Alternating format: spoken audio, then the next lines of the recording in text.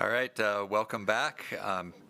We are on the record, and we will start with our first docket item, and that is docket number 2023-010, cause number 130-17, in the matter of the request for agency action of OVINTIV USA, Inc., for an order, one, modifying the board's order entered in cause number 139-160 to reduce the heel-toe drilling unit boundary setbacks from 330 to 100 feet and eliminate any Utland Butte interwell setbacks from the Ute Tribal Well 4-1-12-3-4 WH and Ute Tribal Well 16-12-1-3-4 WH wells for the drilling units comprised of sections 1 and 2 and sections 11 and 12, Township 3 South, Range 4 West, respectively. 2, partially vacating the board's order entered in cause number 138-08, 139-42, 139-54, 224-04, 139-90, and 139-07, and instead extending, the 139-160 order as to modify the established laydown horizontal drilling units. I'm going to abbreviate here a bit. And 3, establishing an overlapping drilling unit for drilling long lateral drilling unit boundary wells for the production of oil and gas and hydrocarbons for the Lower Green River Formation. Before I call for appearance of council, I just remind the board members that are participating remotely to let me see your faces and wave your hand at me if you do have a question or want to interject something. I will now call for the appearance of counsel.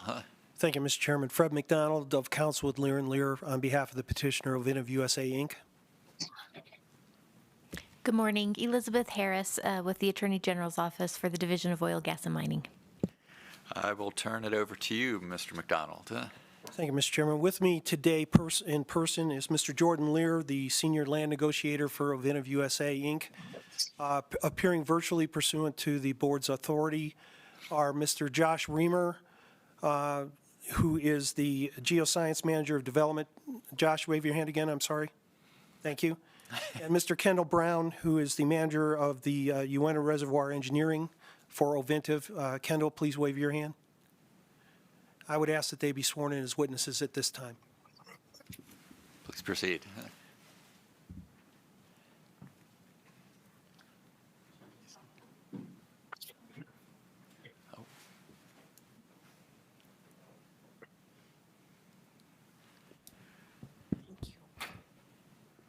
Will you raise your right hands, please? You do solemnly swear the testimony you're about to give will be the truth, the whole truth, and nothing but the truth, so help you God? I do. I do. I do. Mr. Chairman, the resumes of all 3 witnesses were collectively submitted as Exhibit A in this matter. If separately asked, each would verify the contents of their resumes are true and correct. Mr. Lear will be a fact witness only. Messrs. Reamer and Brown have previously been recognized by the board on several occasions as experts in geology and reservoir engineering, respectively. Based on their resumes and their previous recognition, and presuming the division has no objection, we again recognize as they be experts in those fields for purposes of this cause. Division, any concerns? The division has no objection. Board, any concerns? Seeing none, they are recognized as expert witnesses. Thank you, Mr. Chairman. Also, as with previous practice, I'll be submitting the exhibits for admission into evidence at the conclusion of our presentation in chief. Thank you. Thank you. Board members, today the OVINTIV is before you seeking approval of a 3-part request. First, OVINTIV seeks to modify the board's order in cause number 139-160 to first reduce the heel-toe setbacks for horizontal wells from 330 feet to 100 feet as to the existing laydown drilling units comprised of sections 1 and 2 and sections 11 and 12 of Township 3 South, Range 4 West, respectively.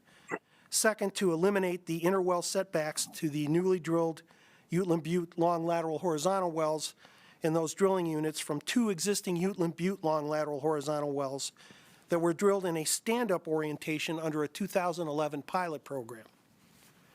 As to the heel-toe setback reduction, the data derived from drilling horizontal wells throughout the Uinta Basin reflects reduction of the heel-toe setbacks from 330 feet to 100 feet, not only results in additional resource recovery that would otherwise be left in the ground, but also does not adversely affect the correlative rights of the production interest owners in the adjacent lands for at least 10 years and only minimally, if at all, thereafter. The testimony and exhibits submitted today will confirm the same as to the drilling units at issue. As to the inner well setback elimination, the two existing wells were drilled on a pilot drilling unit comprised of sections 1 and 12, a stand-up drilling unit, pursuant to the board's order entered in cause number 13998 in 2012. However, production from those wells did not meet expectations, and further drilling and data analysis in this area confirms the fracture orientation requires a lay-down well orientation to result in more prolific production. As such, the 139-160 order expressly vacated the 139-98 order, reoriented the drilling units from stand-up to lay-down, and ordered production from the two existing wells to be split 50% to each lay-down drilling unit once a lay-down long lateral horizontal well was drilled. It did not, however, expressly address the setbacks required for newly drilled Uteland-Butte long lateral horizontal wells from those two existing wells. As Mr. Brown's testimony will confirm, there's no practical way to avoid interference between these wells. OVINTIV is therefore requesting elimination of any interwell setback, but to minimize any negative impacts, OVINTIV agrees to drill a Uteland-Butte long lateral horizontal well on each of the laydown drilling units, but will only complete them and put them on production concurrently. Any negative impact will be countered by increased production from the newly drilled wells, and the production from the existing wells can then be allocated on the 50-50% basis as provided in the 139-160 order. A true and correct copy of the 139-160 order was included as part of Exhibit B in this cause. OVINTIV is additionally requesting the establishment of two additional laydown drilling units for Lower Green River Wasatch Formation production, comprised of sections 3 and 4 and sections 9 and 10 respectively of Township 4 South, Range 4 West, through extension of the 139-160 order, but with the reduced 100-foot heel-toe setbacks. This requires the partial or full vacating of various board orders, including the orders entered in cause numbers 139-8, 139-42, 139-54, 221-01, 139-90, and 139-107. True and correct copies of those orders were included as the remainder of Exhibit B in this cause. As with all of the OVINTIV-operated long lateral wells drilling units, the 139-160 order provides for conversion of production allocation from existing vertical, directionally drilled, or short lateral wells remain on an existing spacing order or a wellbore basis until the first long lateral horizontal well is drilled, and then effective as of the first of the month following the date of first production, providing for production from all wells to be allocated on the drilling unit basis. This prevents premature and unnecessary modification of existing rights to production until such time that drilling the first long lateral horizontal well on the requested sectional drilling unit occurs and mandates a modification. In that regard, as the board did in the 139-160 hearing, OVINTIV requests that the board again take administrative notice of the testimony of Mr. Mike Jensen and the exhibits admitted into evidence in the 139-134 hearing pertaining to the concept of drilling unit conversion and how correlative rights in existing wells remain protected thereby, pursuant to Utah Code annotated section 63G-4-206, subparagraph 1B, Romanet 4. Just want to confirm that the board will take that administrative notice. Yes. Thank you. Finally, OVINTIV seeks establishment of its first special internal drilling unit boundary well drilling unit comprised of sections 1, 2, 11, and 12 of Township 3 South, Range 4 West, with authorization to drill up to 5 such wells with 100-foot heel-toe setbacks, with and up to a 330-foot flexibility along the boundary line between the two existing two-sectional drilling units, and with the same caveats as the board's existing drilling unit boundary well spacing orders contain. The board has jurisdiction over this matter pursuant to Utah Code annotated sections 40-6-5, subparagraph 3B, and 40-6-6. Notice was sent via regular mail to all production interest owners within the newly requested drilling units, to the working interest owners, including unleased owners, in the affected, in the established drilling units, or if unspaced, the quarter-quarter sections adjacent to the affected areas due to the requested setbacks, and to the Bureau of Indian Affairs and Bureau of Land Management, being the governmental agencies having oil and gas jurisdiction over many of the lands. The mailings were sent to these parties as they're at the last addresses disclosed by the BIA, BLM, and Duchesne County Realty records. Many were returned as undeliverable. The record will reflect notice was also duly published in the Uinta Basin Standard on February 1st, 2023, the Deseret News on February 3rd, 2023, and in the Salt Lake Tribune on February 5th, 2023. The division elected not to file a response in this cause, and no other objections or responses were received. With that, I'll commence my examination of Mr. Lehr. Mr. Lehr, please state your name and business address for the record. Sure. My name's Jordan Lehr, and the business address is 4 Waterway Square Place, Suite 100, The Woodlands, Texas, 77380. And what is your current position with OVINTIV? Pardon me. I'm the senior land negotiator with responsibility over the lands here. All right, and would you please state OVINTIV's corporate and bonding status for the record? Sure. OVINTIV is a Delaware corporation in good standing with its principal place of business for the Rockies operations in the Woodlands, Texas. It's duly authorized to conduct business in Utah and is fully bonded with all appropriate federal, Indian, and state agencies. It is the successor by name change to Newfield Production Company and merger of OVINTIV Production Incorporated. I'm now going to show you what have been marked as Exhibits C through G for purposes of this cause. Do you recognize these exhibits? I do. Were they prepared by you or OVINTIV personnel with your input and review? They were. Turning your attention now to Exhibit C, which is shown on the screen in the PowerPoint, please explain to the board what this shows. Sure. This is just the standard regional locator plat. It shows the DSUs at issue in red, all of which are located east and northeast of Duchesne City. Turning your attention now to Exhibit D, this is a 3-page exhibit. Starting with Exhibit D1, please explain what this shows. Sure. So D1 shows Sections 1 and 2 and Sections 11 and 12 of Township 3 South, Range 4 West. And it is showing specifically the 2 existing Ulam Butte long lateral horizontal wells drilled in the north-south direction pursuant to the 139-98 pilot program. Now turning your attention to D2, please explain what this shows. Sure, this is showing Sections 3 and 4 and 9 and 10 of Township 4 South, Range 4 West. These being the new DSUs that are requested. As outlined in the RAA, there are 2 existing vertical or directionally drilled wells in Section 3 and 2 existing vertical wells and 1 short lateral horizontal well drilled in Section 4, which are all operated by OVINTIV. As further outlined in the RAA, there is a well operated by Homeland Gas and Oil Incorporated in the northwest quarter of the southeast quarter of Section 9 that has been shut in since 2007. OVINTIV has since been assigned the Indian lease covering these lands, but Homeland does remain responsible for the plugging of that well. There is additionally a well operated by U.S.M in the southwest quarter of the southwest quarter of Section 10, which has been shut in since 2017.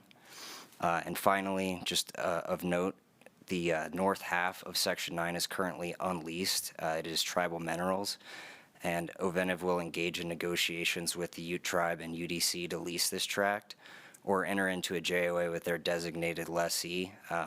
Just as a clarification matter, OVINTIV will not drill through the north half of Section 9 unless and until it's leased, and if applicable, a JOA is in place. Now turning your attention to Exhibit D3, please explain to the board what this shows. Sure. D3 reflects the special drilling unit boundary well DSU requested by OVINTIV, being Sections 1 and 2 and 11 and 12 of Township 3 South, Range 4 West. Now turning your attention to Exhibit E, please explain to the board what this shows.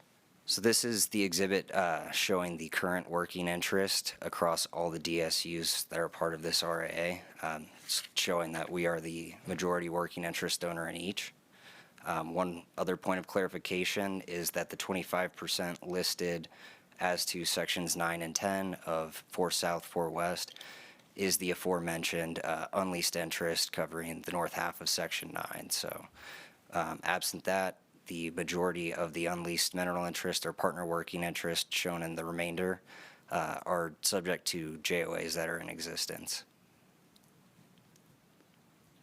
Now turning your attention to Exhibit F, please explain to the board what this shows. Sure. Exhibit F is just the current spacing status around the lands. Sections 1 and 2 and sections 11 and 12 are subject to the 139-160 order. As Mr. McDonald mentioned, under the 139-160 order, production from the 2 existing Ewell and Butte long lateral horizontal wells drilled in a stand-up orientation is currently allocated to the production interest owners in sections 1 and 12.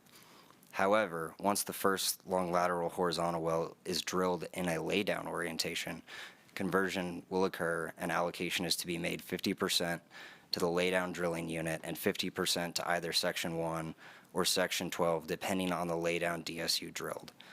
Once long lateral horizontals are drilled on both laydown drilling units, production from the 2 existing wells then is allocated 50% to each laydown drilling unit. Sorry. Mr. Brown will address the technical reasons why no interwell setbacks between newly drilled Ewell and Butte long lateral horizontal wells and existing wells should be required. However, to minimize any negative impact for the interference between these wells, in addition to the protection afforded by conversion, OVINTIV has agreed in this instance to drill a Ewell and Butte long lateral horizontal well on each of the 2 laydown DSUs, but will only complete and put them into production concurrently. That will effectuate the 50-50 split in the most fair manner. Moving forward, sections 3 and 4 are currently subject to the 139-8, 139-42, and 139-90 orders, which create sectional drilling units. The southeast quarter, the northeast quarter of the southwest quarter, and the south half of the southwest quarter of section 9 are subject to the 139-54 order, which creates a special Wasatch Formation drilling unit for those particular lands. Additionally, the northwest quarter of the southwest quarter of section 9 is currently unspaced. South half of section 10 is subject to the 139-107 order, allowing up to 8 vertical, horizontal, or directional wells, and the entirety of section 10 is subject to the 224-01 order for a waterflood project in the Green River Formation. However, no waterflood operations are ongoing. The 139-8, 139-42, and 139-90 orders need to be vacated as pertaining to sections 3 and 4, and the 139-107 order needs to be vacated as pertaining to the south half of section 10, as well as the 224-01 order needs to be vacated in its entirety. Of the existing OVINTIV operated wells, there are only 2 wells, the Ute Tribal 14-3-4-4W and the Ute Tribal 16-4-4-4WH, which had a party, U.S.M LLC, in a non-consent recoupment status. However, OVINTIV has since purchased U.S.M's interest in these wells. There are no applicable compulsory pooling orders in place. Nevertheless, OVINTIV has agreed to waive any further recoupment as to those 2 wells to provide a clean slate on a go-forward basis, and none of the other consenting owners benefiting from the non-consents have expressed any objections. This will help facilitate the requested DSUs with minimal complications. Regarding timing on conversion for any of the existing vertical and short lateral wells, but not any long lateral horizontal wells, that will be effective the first day of the month following the date of first production of the first long lateral drilled, and effective as of the date of first production for the long lateral well. However, the requested reduced setbacks for the horizontal wells are to be effective immediately. All of the requested drilling units contain Indian minerals. In OVINTIV and my personal experience, when Indian minerals are involved, a spacing order not only facilitates but is required for BLM and/or BIA approval of a conforming communitization agreement whether by guidelines or actual agency practice. Now turning your attention to Exhibit G, this is a two-page exhibit. Starting with Exhibit G1, would you please explain what this shows? Sure, this is just an illustration of the notice area. The red hatched area is the DSUs that are part of the request here, and shows that we provided notice to all the production interest owners within there. The pink are the adjacent lands where all working interest owners, including unleased owners in the established drilling units and any adjacent unspaced quarter-quarter sections adjacent to the DSUs at issue, were notified. Now turning your attention to G2, is this a similar exhibit pertaining to the other drilling unit? That's correct. And so the people in the red hash area, all the production interest owners were notified, Correct. and the pink area was the working interest owners due to the reduced setback, right? Correct. Okay. I'm going to show you now what have been marked as the original and supplemental certificates of service. Do you recognize these documents? These were prepared by my office, and they contain a lot of names and addresses. Do you recognize those parties? I do. And how were those names and addresses compiled? From OVINTIV's internal land records, including title opinions and a search of the BIA and Duchesne County records. In this case, our firm mailed out the copy of the request for agency action to all these parties via regular mail, so there's no Exhibit Z showing certified mailing receipts on that. With that concludes my examination, Mr. Lair. Division, any questions for this witness? No questions, thank you. Board, any questions for this witness? Seeing none, over to you, Mr. McDonald. Thank you. With that, I'll commence my examination of Mr. Reamer. Mr. Reamer, would you please state your name and business address for the record? My name is Josh Reamer. Business address is 4 Waterway Square, Suite 100, The Woodlands, Texas, 77380. What is your current position with OVINTIV?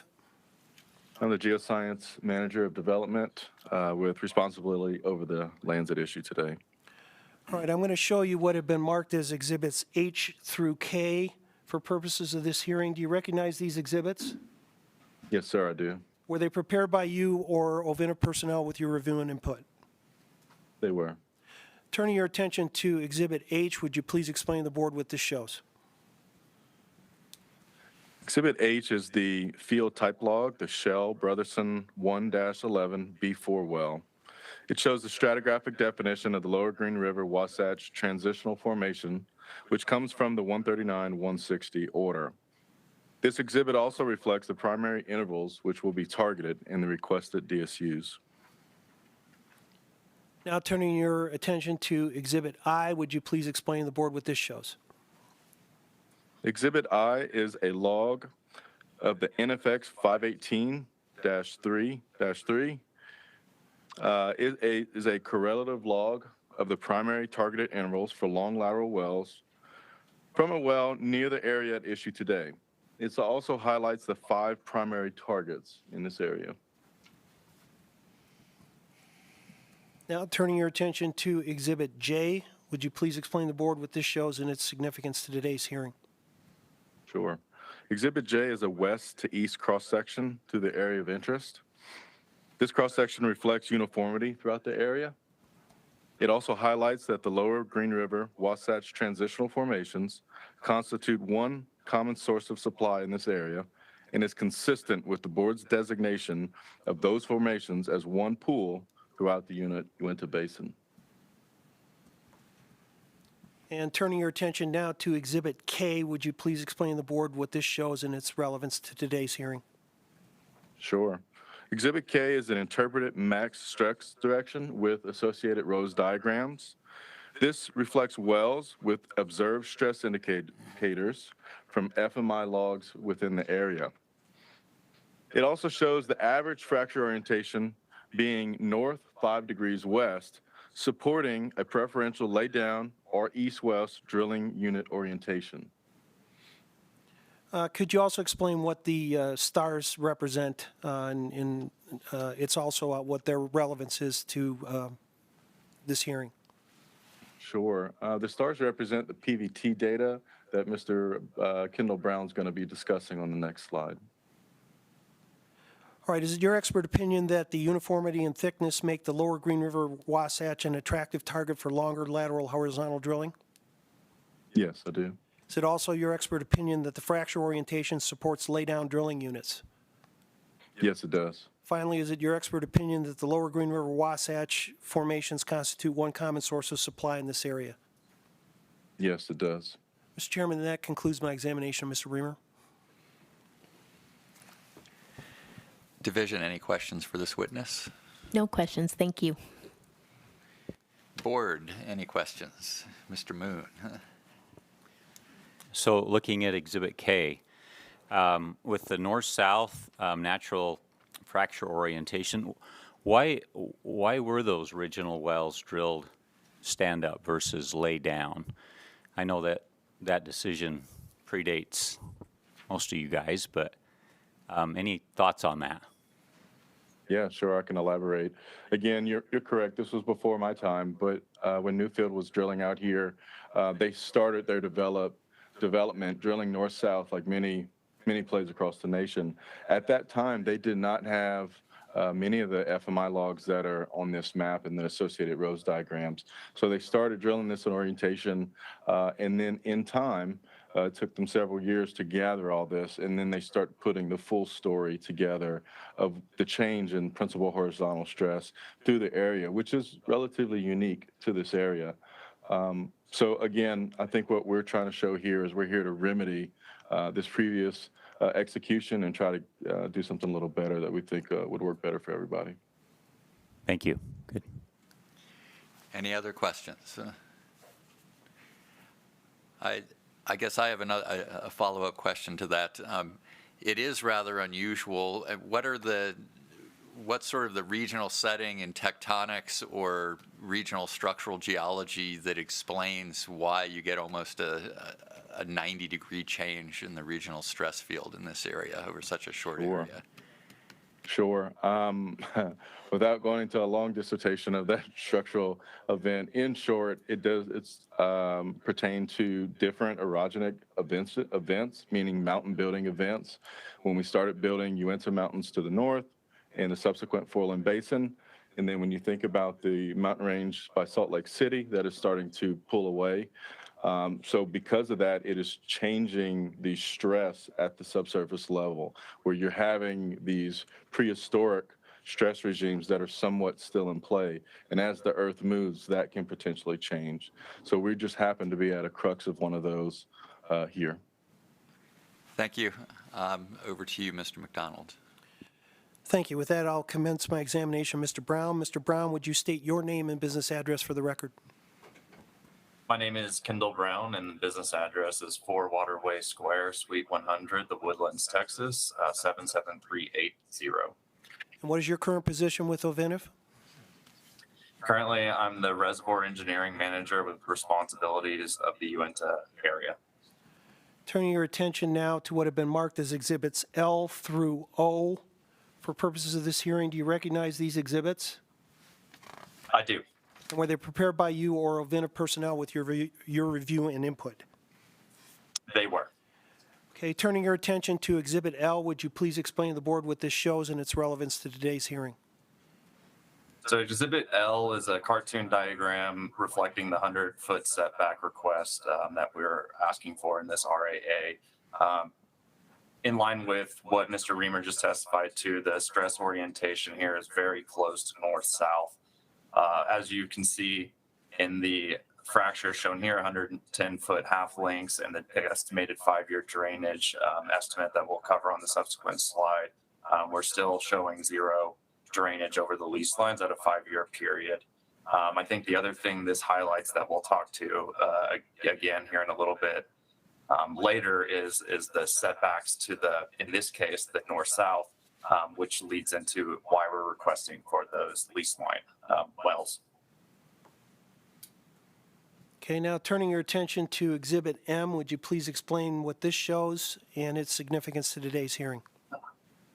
Exhibit M is the backup information that is utilized to calculate these drainage areas. We're using the Hale and Everest correlation with inputs of our current understanding of reservoir and fluid parameters. The most important variable to look at here is in column labeled B.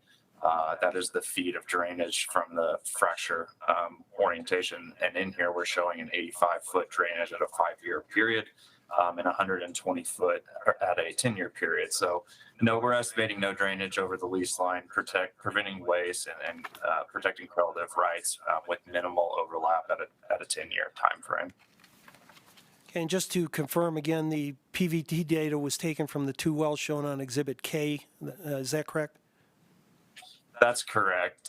In Exhibit K, there was 2 different wells. For the purpose of this diagram, I'm using a 1.1 centipoise viscosity. There is a little bit of variation in viscosity across the field. It's primarily due to depth and temperature. We have a 0.9 viscosity in the northern red star there and a 1.28 in the southern star there. For simplicity, I averaged them. When we do the calculations on each independently, it only makes a 6-foot difference in drainage estimates. For that reason, it was fairly negligible to the discussion. And also, with respect to drainage in 10 years and beyond, is it minimal impact change because of the decline curve on the wells? It would be. That's correct. At 10 years, these wells will have quite low production. The vast majority of reserves will be produced in the first 5 years. Thank you. Turning your attention now to Exhibit N, please explain to the board what this shows and its significance. Exhibit N is describing the volumetric estimations of drainage from the requested wells. In each is showing the maximum of 8 long horizontal wells drilled within each specific unit. And the total, though, is in this request is for 12 long lateral horizontals, which would yield a 2.3% recovery factor, which is definitely reasonable expectations given the rock quality in the Uinta Basin. When you look at each individual reservoir, up to 10%, almost to 11%, which is still reasonable expectations of recovery that would come with this type of rock. Finally, turning your attention to Exhibit O, would you please explain to the board what this shows and its significance? Yes, so Exhibit O is a descriptor showing the benefits of the 100-foot setbacks to both the participating working interest owners, the royalty owners, and the state from a tax perspective. We're able to increase the lateral length that we're producing by 4.6%. This has a direct result in increasing the recoverable oil, gas, and NGLs by that same 4.6%, thus reducing waste as we develop these lands. That directly correlates to an increase in royalty revenue to the royalty owners as well as severance tax to the state of Utah and tribe. All right, would you explain to the board the problems with trying to deal with those stand-up wells, the existing stand-up wells in sections 1 and 12, with now the ability for OVINTIV to drill in a lay-down orientation? Yeah, so as we showed earlier, the stand-up wells were drilled prior to the knowledge that we have today of the current stress orientation. When we look at the reservoir performance of those particular wells, they're bottom quartile of Uteland Butte performers in the vicinity, and that's really, in our understanding, due to the fractures orientation being in the complete wrong direction. So what we're proposing to do here is to reduce or to eliminate rather the interwell setbacks, so that way we can drill a lay down orientation right over the top of those existing wells and stimulate that reservoir in a new completion that allows us to capture the reserves that those wells failed to capture. All right. Is there a problem with staging the new wells around those wells? Is there any practical effect to that? We're proposing to not stage off of the existing wells just because we know that orientation was in the complete wrong direction. We don't want to eliminate, or we don't want to understimulate the reservoir and add waste. So for that reason, we'd like to complete the entirety of our laterals, which will allow us to capture that resource. And we're willing to do the 2 laydown conversions concurrently, which will be a boost to all mineral owners in the units, both units. What is it not possible then to also plug and abandon the north-south wells, or are they still producing economically? The north-south wells are still producing economically, and we intend to continue to produce them after the laydowns are drilled. It would be premature to plug and abandon them at this point in time. All right. Would you just kind of address to the need for the drilling unit boundary wells and also the flexibility that you're asking for the distance from the boundary line itself? Yeah, so in our request, we're requesting a 330-foot window on either side of the lease line to drill those lease line wells. The reason OVINTIV is requesting for this 330 foot on each side would give us effectively a 660-foot window to drill those lease line wells.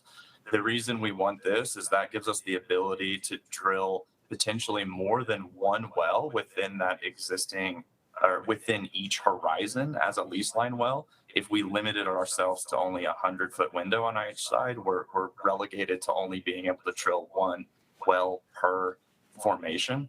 So what we view this as is a better way to capture the resource and eliminate waste by expanding that to a 330-foot window on either side to give us the ability to drill more than one well in each formation. All right, is it your expert opinion then that up to 12 long lateral horizontal wells plus up to 8 vertical directional or short lateral wells per drilling unit are needed to drain the area efficiently and economically? It is. Is it also your expert opinion that the reduction of the heel-toe drilling unit boundary setbacks are necessary to recover additional resources that would otherwise be left in the ground? It is. Is it also your expert opinion that the requested setbacks and conversion should not result in adverse drainage or waste and will be protective of correlative rights?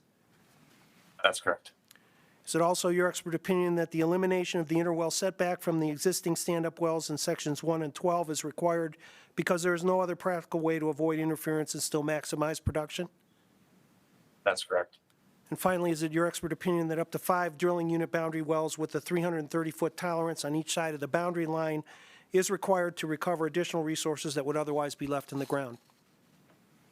Yes, it is. Mr. Chairman, that concludes my examination of Mr. Brown. Thank you. Division, any questions for this witness? Chairman Borden, Ellis Peterson is appearing remotely, and with your permission, I'd request that he be allowed to ask follow-up questions. Yes, I see him on the screen, so please Yeah, I proceed. do have a question for Mr. Brown, if that's all right. Yes. Well, Mr. Brown, on your Exhibit M, the reservoir parameters that you used, you explained that they come from, some of them from PVT data from offsetting wells. I noticed your porosity you use is a conservative worst case number, 6%. Is that correct? The porosity that we're using is really derived from logs, and the porosity is mostly used to think of our effective porosity as opposed to our total porosity. Effective porosity is going to be a lot more indicative of the resource we're able to actually drain as opposed to some stranded porosity you'd get in a total porosity number. Okay. I noticed on your Exhibit N that, yeah, it was one of the lower values on that table where it gives the list of porosity. So it doesn't help your case. It's worse for your case. So I just wanted to make that clear. Also, you've got your permeability, viscosity, a number of these parameters affect, they come into determining your production capability of these wells.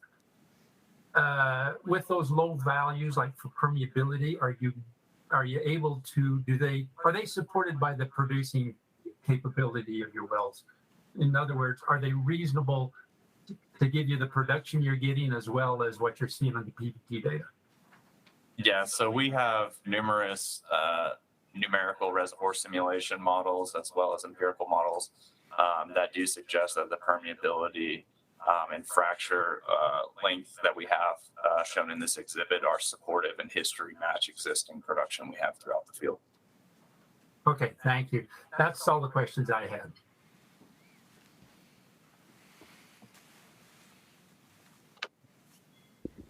Chairman Borden, I'd also like to request that Dustin Doucette be able to ask questions of this witness. Proceed. Thank you.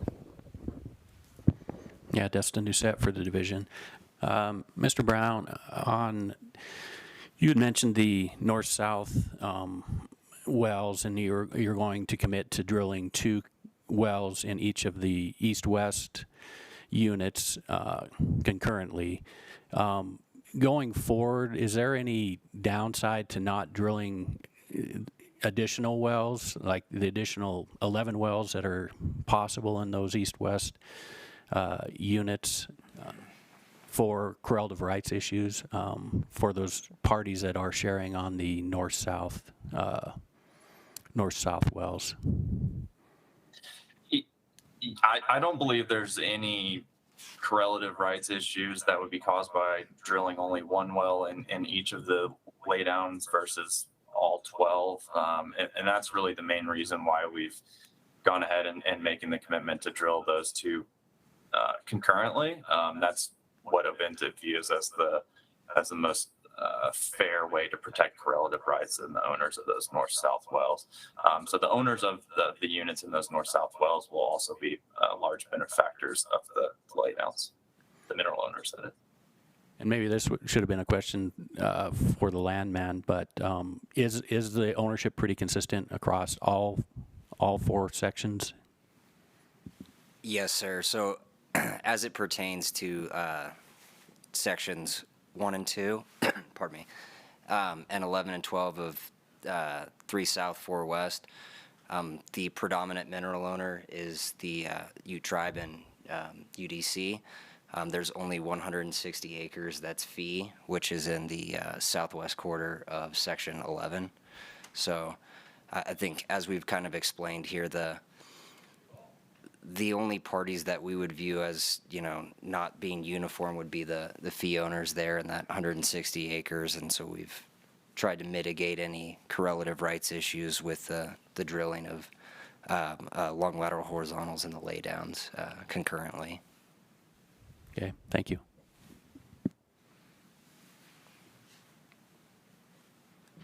And we have no further questions. Thank you. All right, back to you then, Mr. McDonald. Thank you, Mr. Chairman. That concludes our presentation. Sorry, I misspoke. board. Any questions from the board? Yes, Mr. Brown, I'm interested in the 2 stand-up wells. How long have they been on production, approximately? I believe that they've been on approximately 8 years, or it's in that neighborhood. Don't quote me exactly on the length. I don't know the exact time frame, but they've been online for numerous years. Okay, and you mentioned they're in the bottom quartile of EURs that you see for the wells out here. Could you give me a general number of what the EURs are expected to be in those wells? I do not have the exact EUR estimates in front of me today for those wells. It would be far below the EURs that are shown in our exhibit N, which is 587 MBO per well. But I apologize, I do not actually have those exact EURs in front of me. Okay, and so in the 8 years they've been on production, do you feel that frac techniques have improved appreciably as far as the performance of those wells? Would you say that their lower production would be all because of the stress field, stress directions, or have frac techniques probably increased the opportunity to recover more reserves in the current wells? Yeah, that's a very good question. It's both. Frac techniques have definitely evolved over the last, industry has advanced completion techniques significantly in the last 10 years, we'll say. So it's a twofold piece. The fracture design that we do today is much more advanced and much better at recovering the resource.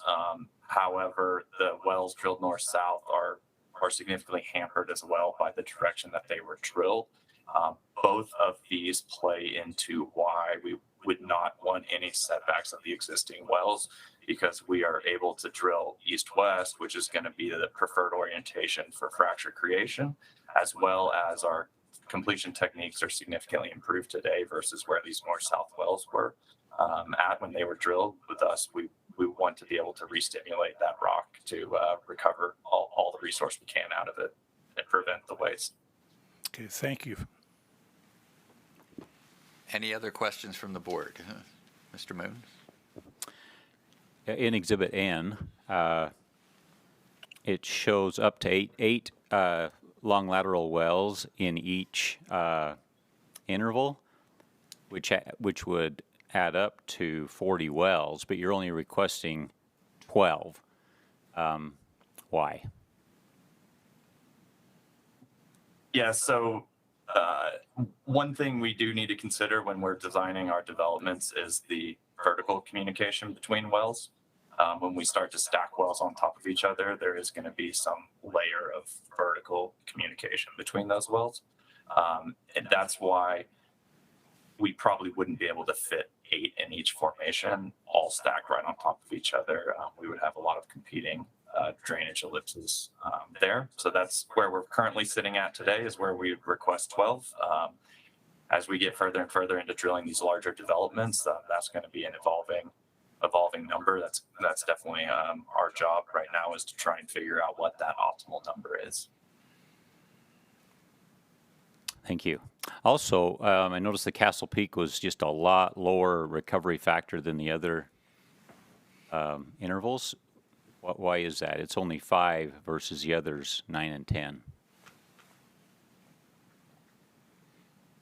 Yeah, so the Castle Peak is showing a lower recovery factor. It's exclusively due to the oil in place showing as a higher number, and that's primarily because of the thickness is quite a bit more than the other formations. Thus, a lot higher original oil in place, which is going to calculate as a lower recovery factor with the same number of wells. Is there room in that Castle Peak to fit 2 horizontal wells? Because it does have a net feet of almost double the U.S.M Butte. Would that be possible? That is, I would say it's a possibility. That is something that we have yet to actually test before at this point in time. Okay, thank you. Any other questions from the board? Seeing none, back to you, Mr. McDonald. Thank you, Mr. Chairman. That concludes our presentation in chief. At this time, I would move for admission of Exhibits A through O inclusive. Any objections? No objections. Any concerns from the board? Seeing none, Exhibits A through O inclusive are so admitted. Okay. Just a couple points I want to make too. Again, with respect to these 2 existing wells that were drilled stand-up orientation, as some of the board members know, because they've been along with this, OVINTIV, or Newfield at the time, took everything on a pilot basis to test out theories in each situation. And again, as the witnesses explained, they thought that, they tested it further out west to see if that north-south orientation was appropriate or not. Also to remember, those 2 wells are just U.S.M Butte wells. They're not affecting the other formations. So when we talk about interference, we're only talking about newly drilled laydown wells in the U.S.M Butte. And that would be the only problem with interference. It won't affect the other formations. So I just want to make that clarification. With that, we would state that all the statutory and regulatory requirements for granting OVINTIV's request have been satisfied. It will allow for the greatest recovery of resource without waste and with protection of correlative rights. And we thank the boards for its attention today, as well as allowing Mr. Brown and Mr. Reamer to testify virtually. And in our situation today, it might have been good for some of us to be virtual as well. But anyways, we thank you for your time and attention. Division, it's over to you. Thank you. So this matter was a little more complicated than some we've seen in the past few months. The division did meet with OVINTIV. All of the experts got together and went through the data and confirmed that this appears to be a reasonable plan of developing that area. One point of clarification, the 2 wells that we were talking about, the north-south horizontal wells, those 2 wells currently produce less than 25 barrels of oil per day. So they really are low-producing wells. Having reviewed all the data and the information, the division is satisfied that this is a good way forward, and it is supportive of granting the requests, subject to our ongoing requests that the waiver be documented in the order, and also that we document that and I'm going to get the number wrong, that the 224-01 order be vacated in its entirety, since that enhanced recovery is not ongoing. Thank you. Mr. McDonald, any questions, concerns based on? No, Mr. Chairman. Board, any questions for the division? All right, I guess back to you then, Mr. McDonald. We're all done, Mr. We're all Chairman. We'll done. turn it over to the board. Okay. Do we need to take a break to deliberate, or are we prepared to vote on this? Any? I think we're ready to. Okay, I would entertain a motion in that case. I would move that we approve this request for agency action. I second. Any last comments from the board? Seeing none, all those in favor say aye. Aye. Aye. Let the record show that was unanimous. And Mr. McDonald, will you prepare the necessary documents? Certainly. Thank you, Mr. Chairman. I believe that concludes this matter. And we are ready to move on to the next docketed item. Item number 2, docket number 2022-015, cause number 132-04, in the matter of the amended request for agency action of OVINTIV USA, Inc., for an order partially vacating the order entered in clause number 139-96, insofar as it pertains to Section 18, Township 3 South, Range 1 West, and instead pooling all interest, including the compulsory pooling of the interest of certain consenting and non-consenting owners in the 6 Amy wells in the drilling unit established for the production of oil, gas, and associated hydrocarbons from the lower Green River Wasatch formations. I would now ask for appearance of counsel. Fred McDonald of Counsel of with Lear and Lear on behalf of petitioner OVINTIV USA, Inc. Trevor Gruelle with the Utah Attorney General's Office on behalf of the division. Thank you. Over to you, Mr. McDonald. Thank you, Mr. Chairman. With me in person today is Mr. Peter Burns, the senior land negotiator for OVINTIV, and I ask that he be sworn in at this time.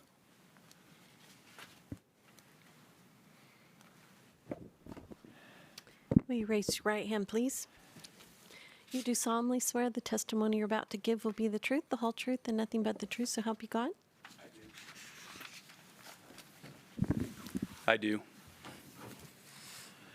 Mr. Chairman, Mr. Burns' resume was submitted as part of Exhibit A, admitted into evidence in this cause last month, and based thereon and without objection, the board recognized him as an expert in petroleum land management. Presuming there is no objection from the division today, I would ask that he be again recognized as an expert in petroleum land management for purposes of today's hearing. There's no objection from the division. Board, any concerns on our part? Seeing none, he's so recognized. Thank you. Also, I want to confirm the board received the supplement to Exhibit Z, which was the green cards for the return receipts.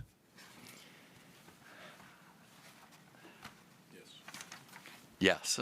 Thank you. Mr. Chairman and the board members, although many exhibits were admitted into evidence at last month's hearing, there are additional exhibits to be presented today. And so I'm going to again move for admission of those additional exhibits pertinent to today's proceeding in this cause only at the end of this presentation in chief. In that regard, I do have a clarification matter from last month's hearing. Exhibit H was provided. That was the proof of publication from the Uinta Basin Standard. However, I'm informed by the board secretary that it had not been formally admitted into evidence. So at this time, I want to clarify that Exhibit H is admitted into evidence. Yes. Thank you. All right.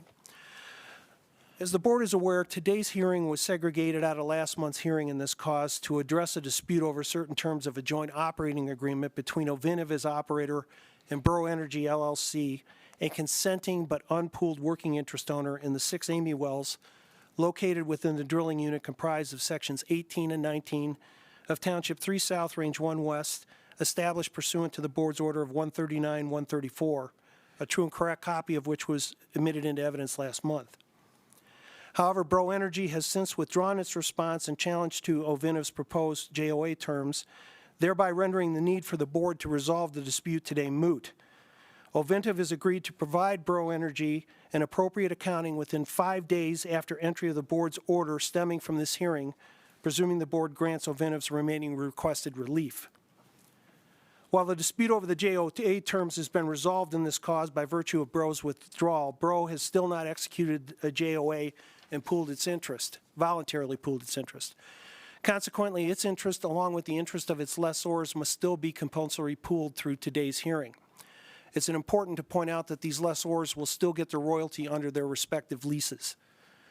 As addressed in the amended request for agency action, there are 2 existing vertical wells, one in Section 18 and one in Section 19, production from which converted to the Section 18 and 19 drilling unit basis effective as of November 1st, 2021, pursuant to the 139-134 order. However, Bro Energy's predecessor in interest was compulsory pooled in the section drilling unit comprised of Section 18 and declared a non-consenting owner in the Section 18 well pursuant to the board's order entered in cause number 13996 back in 2012. A true and correct copy of the 13996 order was submitted as part of Exhibit B. As required under the 139-134 order, OVINTIV agreed to waive any further recoupment under the 139-96 order upon conversion. As such, the 139-96 order, as pertaining to Section 18, is no longer applicable and therefore should be vacated as to those lands.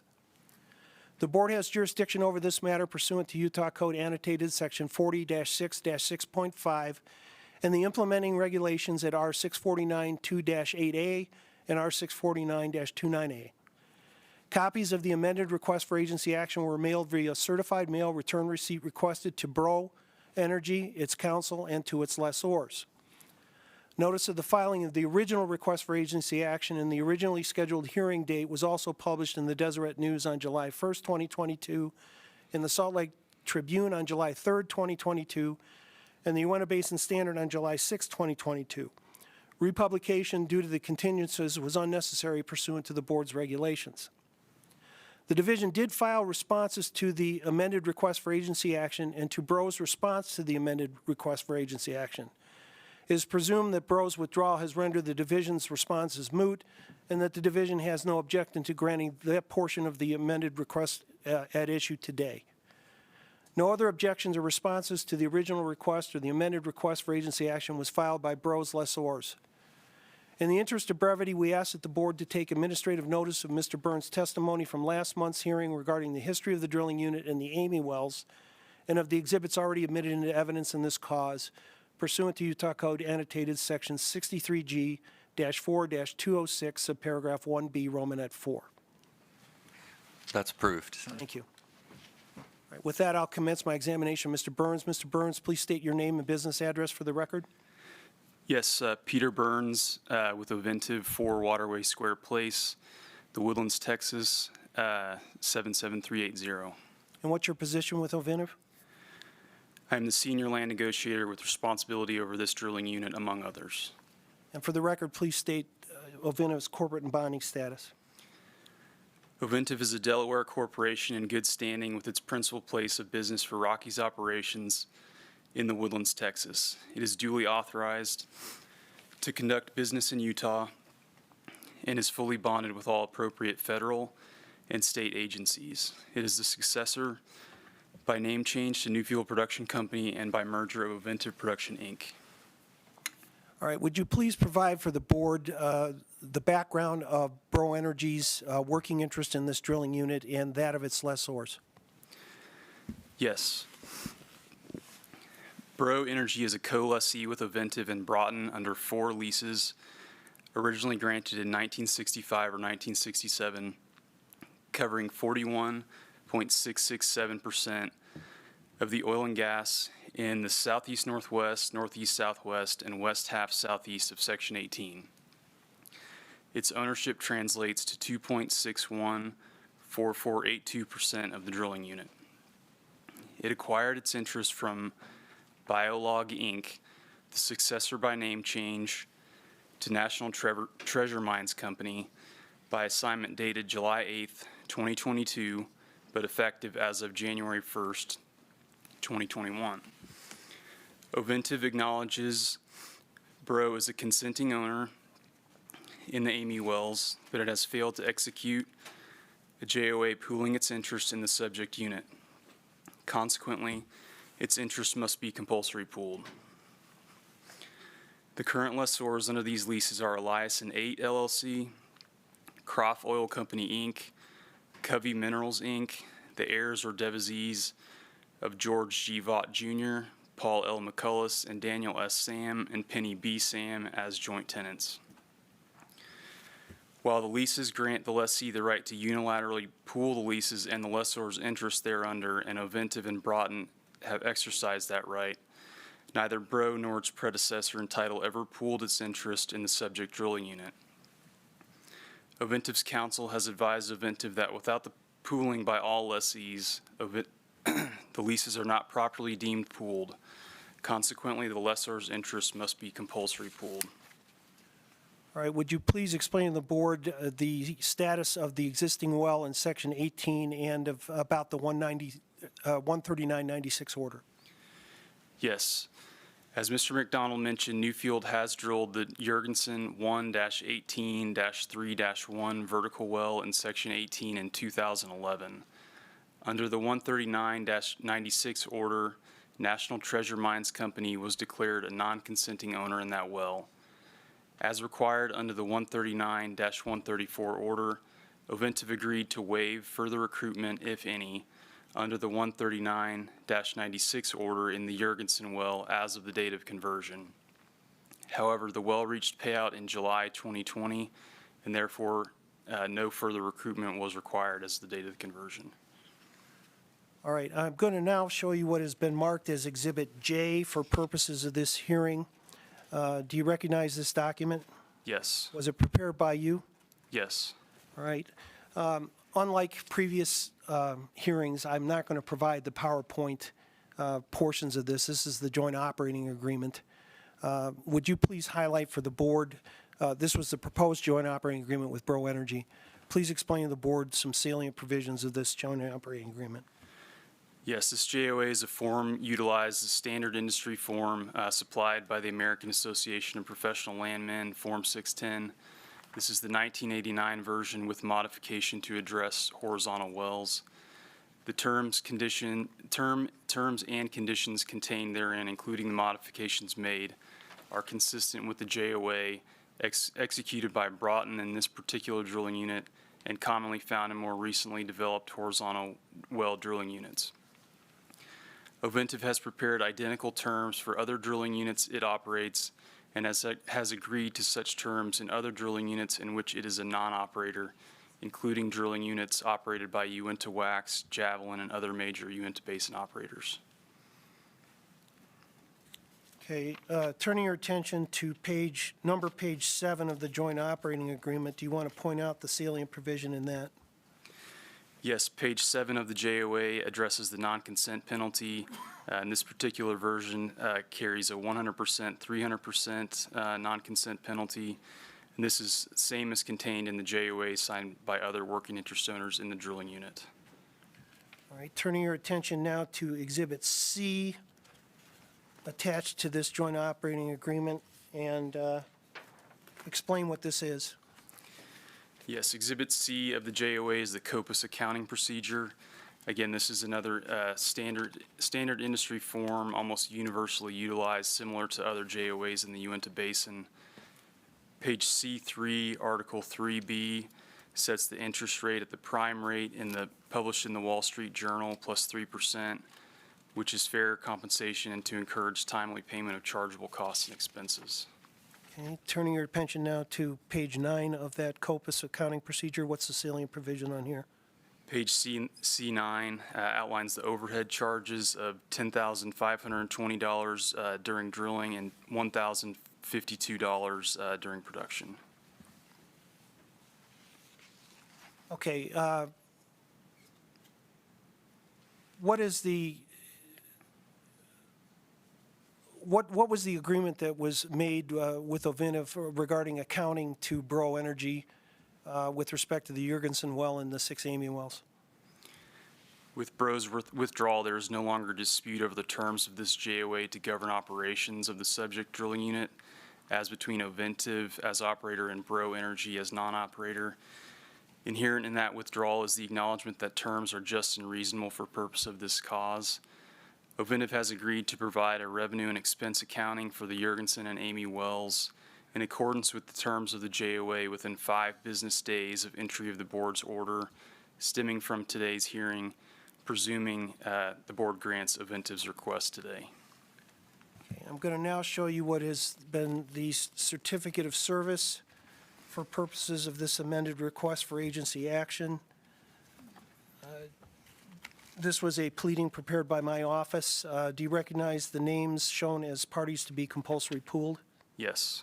And how were those names and addresses determined? Those names shown include Bro, its counsel, and the lessors previously identified. Those addresses are derived from a title opinion effective as of January 14th, 2021, and as updated by a search of the county records by Lone Wolf, our land broker, and Ovintiv's internal records. Right, and turning the attention to the board's Exhibit Z as supplement, shows the return receipts by all of those parties to be compulsory pooled, except for Croft Energy Company, which somehow has been lost in the vast wasteland of the United Postal Service. But again, there's been no indication that they object to what's going on here. With that, that concludes my examination of Mr. Burns. Division, any questions for this witness? No, the division doesn't have any questions. Board, any questions? Oh, Mr. Moon. So if the differences on the JOA have been ironed out, why is there not a signed JOA? And doesn't that leave things open? Well, my understanding is the order will implement the JOA. I can't speak for Bro as to why they are unwilling to sign the JOA in this case. Okay. Any other questions? Back to you, Mr. McDonald. Thank you, Mr. Chairman. That concludes our our presentation in chief. I would move for admission of the 13996 order, which was part of Exhibit B, Exhibit J, and Exhibit Z is supplemented. Those should be the remaining exhibits that are relevant to today. Although they were submitted, Exhibits G and L were rendered unnecessary due to Bro's withdrawal and therefore not to be admitted into evidence.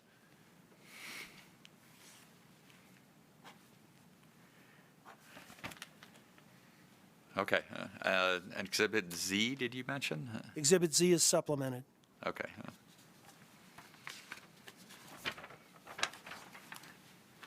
Okay, so we're talking Exhibit B, correct?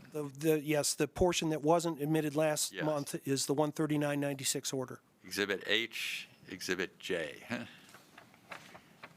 And Exhibit Z is and supplemented. Exhibit Z as supplemented. So entered. Thank you.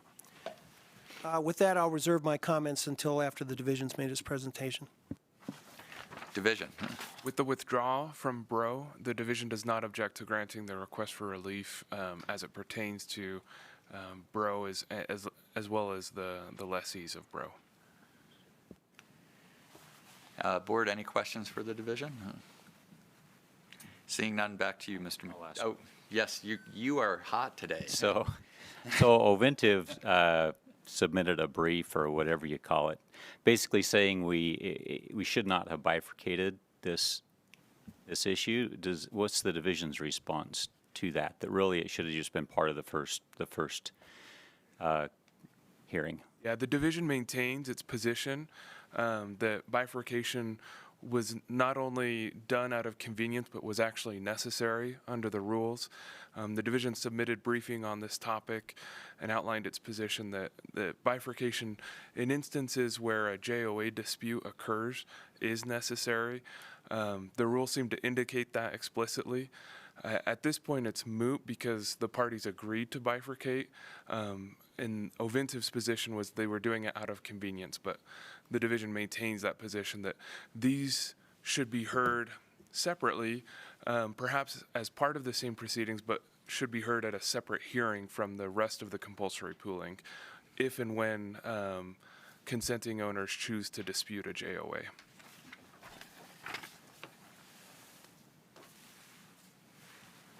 Any other questions for the division? All right, back to you, Mr. McDonald.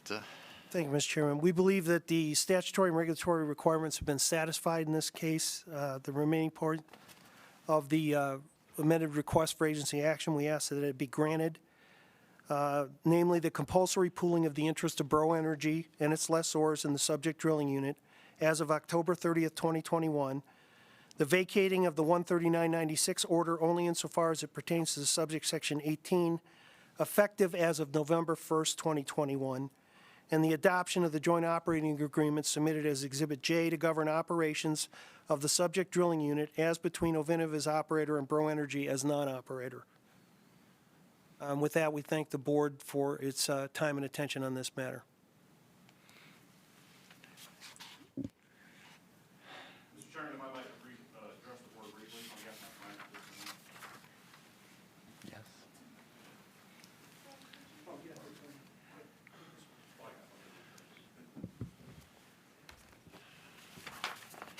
Thank you, Mr. Chairman. I'm Tony Hunter, representing Bro Energy. We were sort of obligated to withdraw from this case due to some personal health issues of the family of my main witness and the member manager of Bro Energy, Brian U.S.M. We look forward to presenting just a wonderful case to you guys today, and one that would have certainly dragged the day out a lot longer. But due to certain personal circumstances, we just could not commit to doing our best work today. We look forward to addressing that Article 16K in a future hearing, but we just were not able to commit to it today. Thank you. Thank you for that context, Mr. Hunter. So, quick question. So there were some negotiated adjustments to the JOA, but with this forced pooling, won't just the standard JOA be imposed on Bro Energy, or how does that work? No, if you look at Exhibit J, the stuff that was agreed to as negotiated between the party has been included in that form. It's just the dispute over the Article 16K. That's our understanding as well. It's simply the paragraph K that was still at issue. Thank you very much.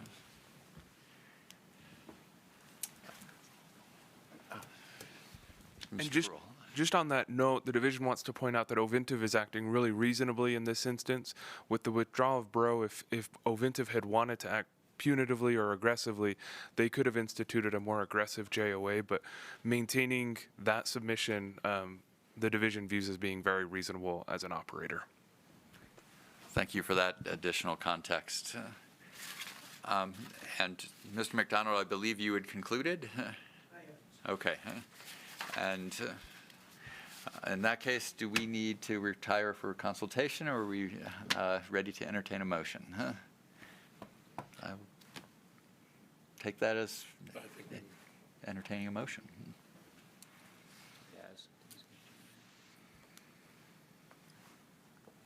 You do want to retire? You do. I just have a note here Yes. that says there should be a stipulation requiring OVINTIV to provide Bro revenue and expenses within 5 business days. That should be included. Yes, and I was planning on including that, Ms. Garrison. That was the agreement that we put on the record. So I would entertain a motion with that point being included.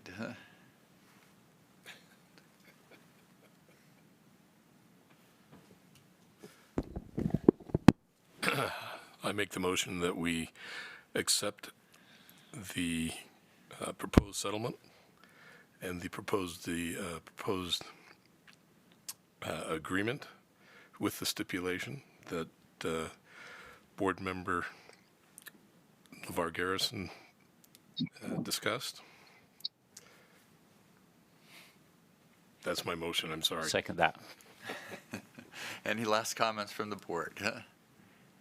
Seeing none, all those in favor say aye. Aye. Aye. Did I get an aye from you, Ms. Sierra? Aye. Okay. Let the record show that was unanimous. Any final comments from the board? Seeing none, I believe we're ready to proceed to item number 3.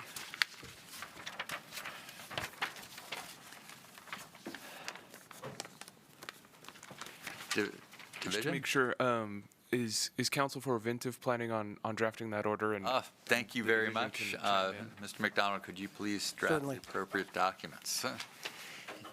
I'm glad you got my back.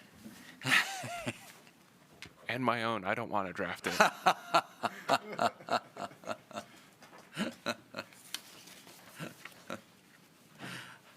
All right. And we're on to docket number 3. Docket number 2023-006, cause number 132-10, in the matter of the request for agency action of OVINTIV USA, Inc. for an order pooling all interests, including the compulsory pooling of the interests of certain consenting and non-consenting owners in the Allen UT 16-23 4-2-24-13-7H well in the drilling unit established for the production of oil, gas, and associated hydrocarbons from the Lower Green River Wasatch Formation, comprised of all sections 13, 24, and 25, Township 4 South, Range 2 West, Duchesne County, Utah. I will now ask for appearance of counsel. Fred McDonald of counsel with Lear & Lear on behalf of petitioner OVINTIV USA, Inc. Trevor Gruel with the Utah Attorney General's Office on behalf of the division. Over to you, Mr. McDonald. Thank you, Mr. Chairman. With me in person today is Mr. Jordan Lair, who's the senior land negotiator for OVINTIV, and I would ask that he be sworn in at this time.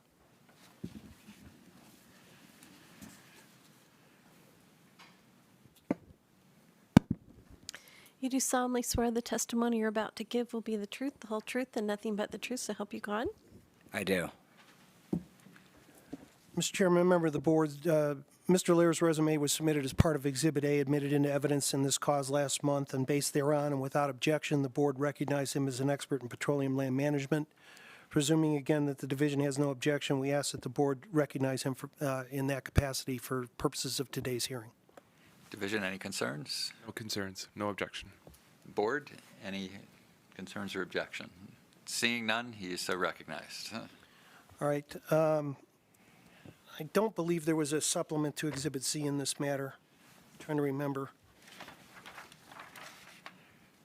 Yes, there was. Excuse me. I just want to make sure the board got the supplement to Exhibit Z. That was I take that back. That was last month. That was last. Apologize again. I'm getting these all confused. So that was already admitted into evidence.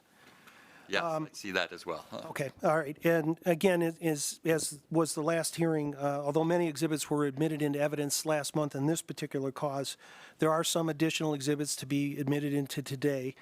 And as happened with the last matter, the Exhibit H, which is the proof of publication, Ms. Carter has advised me again that that formally needs to be admitted into evidence in this matter as well. So as a cleanup on that, I'd like to get that admitted right now. Yes, let's admit that now. All right, thank you. Similar to the matter you just heard, the hearing in this matter was segregated out last month to address the dispute between OVINTIV and, in this case, International Petroleum Limited Liability Company, who similarly was a consenting but unpooled working interest owner in the Allen well located within the drilling unit comprised of sections 13, 24, and 25 of Township 4 South, Range 2 West, established pursuant to the board's 13009 order, a true and correct copy of which was admitted into evidence last month. However, International Petroleum Limited Liability Company has since withdrawn its response and challenge to Ovintiv's proposed joint operating agreement terms, thereby rendering the need for the board to resolve the dispute, including Ovintiv's pending motion for provisional ruling moot. While the dispute over the JOA terms has been resolved in this cause by virtue of IPL International Petroleum's withdrawal, International Petroleum still has not executed a joint operating agreement, thereby voluntarily pooling its interest. Consequently, its interest, along with the interest of its lessors, must be compulsory pooled through today's hearing. As ruled last month, International Petroleum is a consenting owner who will be entitled to its proportionate share of Trend Grant's non-consent interest in this drilling unit. The board has jurisdiction over the matter pursuant to Utah Code annotated section 40-6-6.5 and the implementing regulations at R649-2-8A and R649-2-9A. Copies of the request were sent via certified mail return receipt requested to International Petroleum, its counsel, and to its lessors. Notice of the filing of the request and of the hearing was duly published in the Salt Lake Tribune on January 1st, 2023, the Uinta Basin Standard on January 4th, 2023, and the Deseret News on January 6th, 2023. The division did not file any responsive pleadings in this cause, and no objections were received by the lessors in this matter. In the interest of brevity, we ask the board to again take administrative notice of Mr. Lair's testimony from last month regarding the history of the drilling unit and the Allen well, and of the exhibits already admitted into evidence in this cause pursuant to Utah Code annotated section 63G-4-206, subparagraph 1B, Romanet 4. That's approved. Thank you. Mr. Lair, would you please state your name and business address for the record? Sure. My name is Jordan Lair, and the business address is 4 Waterway Square Place, Suite 100, The Woodlands, Texas, 77380. And again, would you please state your position with OVINTIV? Sure. I'm the senior land negotiator with responsibility over this drilling unit, among others. All right, and for the record, again, please state the corporate and bonding status of OVINTIV. OVINTIV is a Delaware corporation in good standing with its principal place of business for Rockies operations in the Woodlands, Texas. It is duly authorized to conduct business in Utah and is fully bonded with all appropriate federal and state agencies. It is the successor by name change to Newfield Production Company and by merger of OVINTIV Production Incorporated. All right, would you please provide to the board a background of International Petroleum's working interest in this drilling unit and that of its lessors? Sure. So International Petroleum is the lessee under 4 leases covering 12.5% of the oil and gas in the north half of the northeast quarter of Section 13. Its ownership translates to 0.762864% of the drilling unit.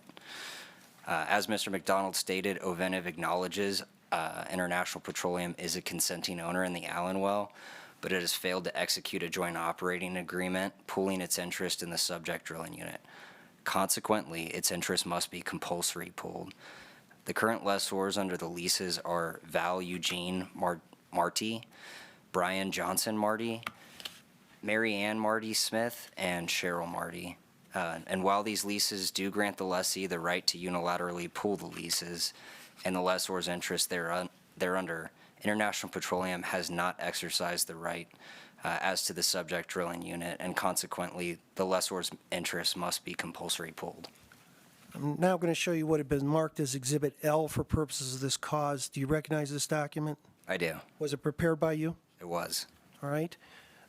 This is the joint operating agreement that was proposed to International Petroleum. Would you please kind of provide some background about this joint operating agreement to the board, and then we'll point out salient provisions of this?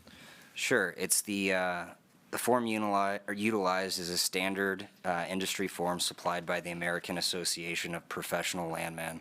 It's Form 610. This particular one is the 1989 version with modifications to address horizontal wells. The terms and conditions contained therein, including the modifications made, are consistent with and commonly found in more recently developed horizontal well drilling units, including the JOAs signed by Ute Energy Exploration and Marketing, LLC, and Wilkin Oil Company being the other voluntarily pooled working interest owners in this DSU. OVINTIV has prepared identical terms for other drilling units it has operated and has agreed to such terms in other drilling units in which it is a non-operator, including drilling units operated by Wax, Javelin, and other major Uinta Basin operators. All right, turning your attention to page 7 of that form, would you address the salient provision of that page? Sure, that is the non-consent penalty under this JOA, which is 100, 300, and it's the same contained in the JOA signed by the other working interest owners in this drilling unit. Okay, turning your attention now to the Exhibit C to that joint operating agreement. Can you address what that is? Sure, Exhibit C is the accounting procedure. It's the COPUS form. Again, standard industry form. Almost universally utilized and similar to other JOAs in the Uinta Basin. All right, turning your attention to page 3 of that accounting procedure, what's the salient provision you want to point out on this one? Sure, so page C3, Article 3B sets out the interest rate being the prime rate published in the Wall Street Journal plus 3%, which is fair compensation and is there to encourage timely payment of chargeable costs and expenses. All right, now turning your attention to page 9 of that COPUS agreement.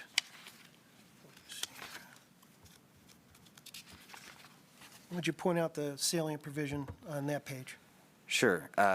Page 9 there that we're pointing to is the overhead rates. The overhead charges under this particular JOA are outlined as $10,090 for the drilling rate and then $1,090 for the producing well rate.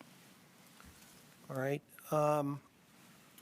And again, the form of this joint operating agreement does incorporate the changes that OVINTIV and International Petroleum have agreed to. Is that correct? That's correct. All right.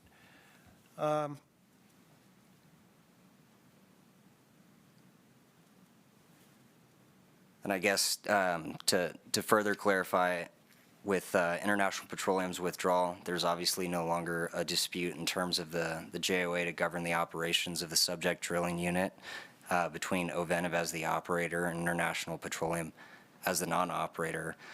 Inherent in that withdrawal is the acknowledgement that the terms are just and reasonable for the purposes of this cause.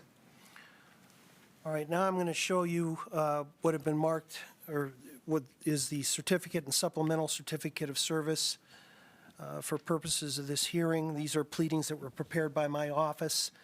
Do you recognize the parties listed there to be compulsory pooled? I do. All right, and how were those names and addresses derived? They were derived from OVINTIV's internal records and by a search of the Duchesne County records by our broker, Lone Wolf Energy.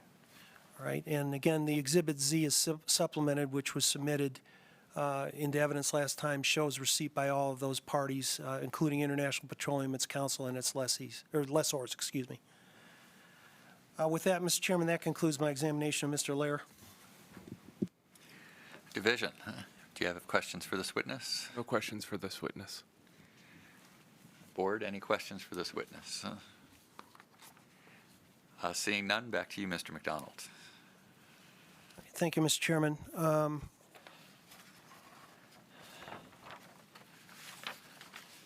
I want to correct something I stated before. In this matter, the proof of publication, I believe, was admitted into evidence. I've got my exhibits letters messed up. It was substitute Exhibit J. So that was admitted into evidence last month. Okay? Sorry for the confusion on all of this. Okay, I see it was admitted last month. Yes.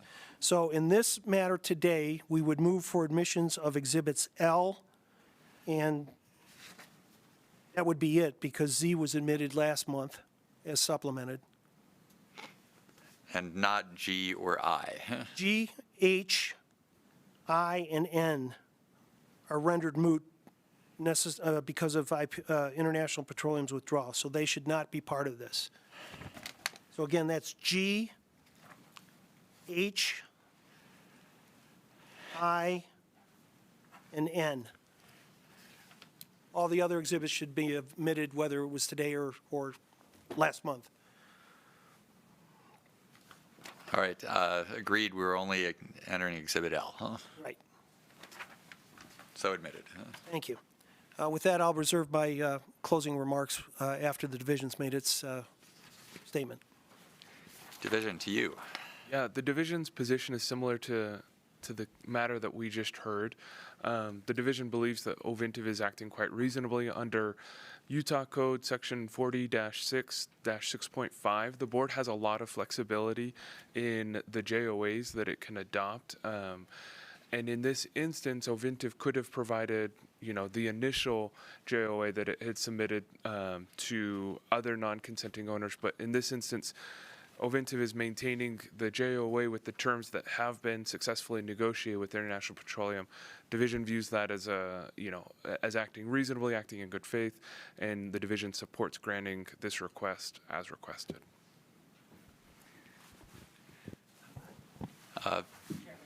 Yes. Does this should also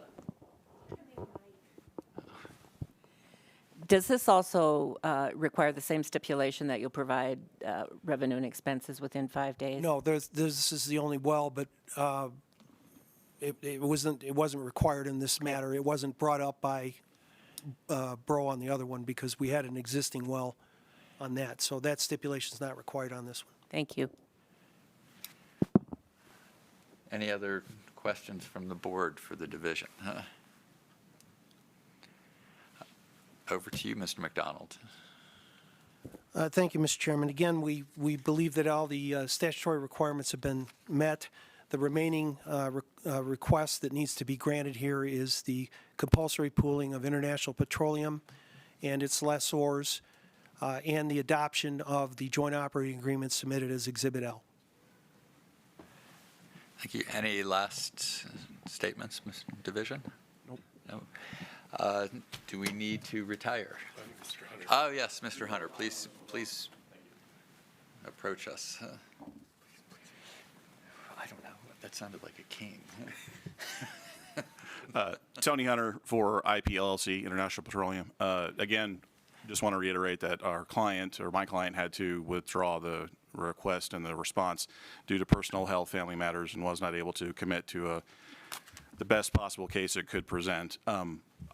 I appreciate that the board can draw whatever conclusions it deems from the evidence. I don't have any evidence or testimony to present today, and other attorneys up here can represent that they feel that the evidence points to certain conclusions, and the board is certainly willing to rely on those. However, you didn't hear from my client today for the reasons I set forth.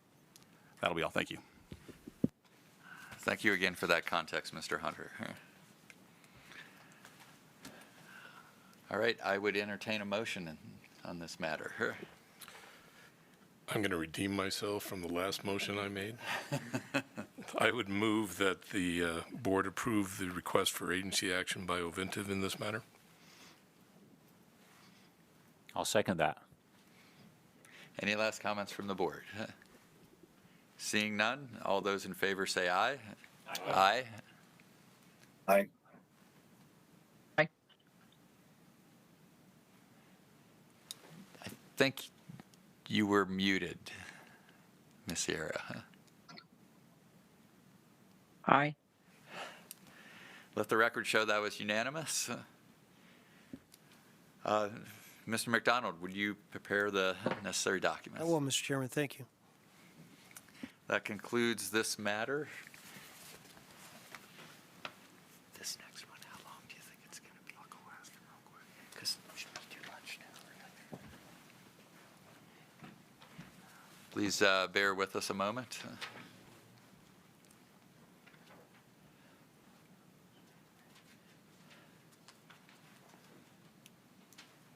I just want to know if we should break now or press on.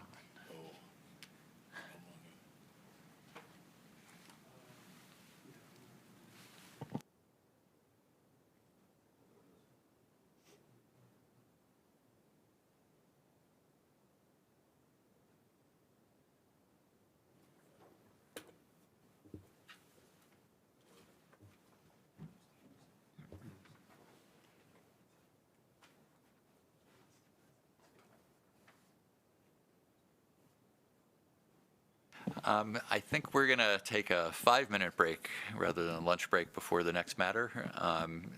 We're off the record and we'll be back shortly.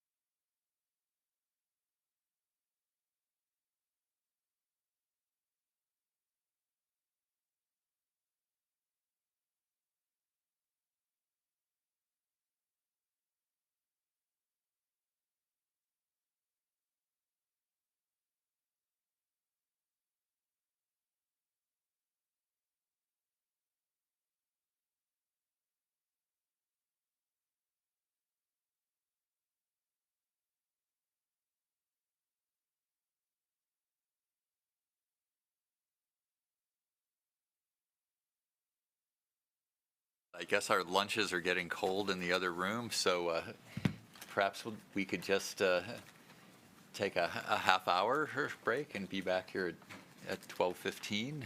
Is that workable for everybody? I'm sorry, what time, Mr. Chairman? At 12:15? Is that all right, Division? Okay. I assume nobody's going to try and venture out for a sit-down lunch somewhere today. Well, Burger King's right there.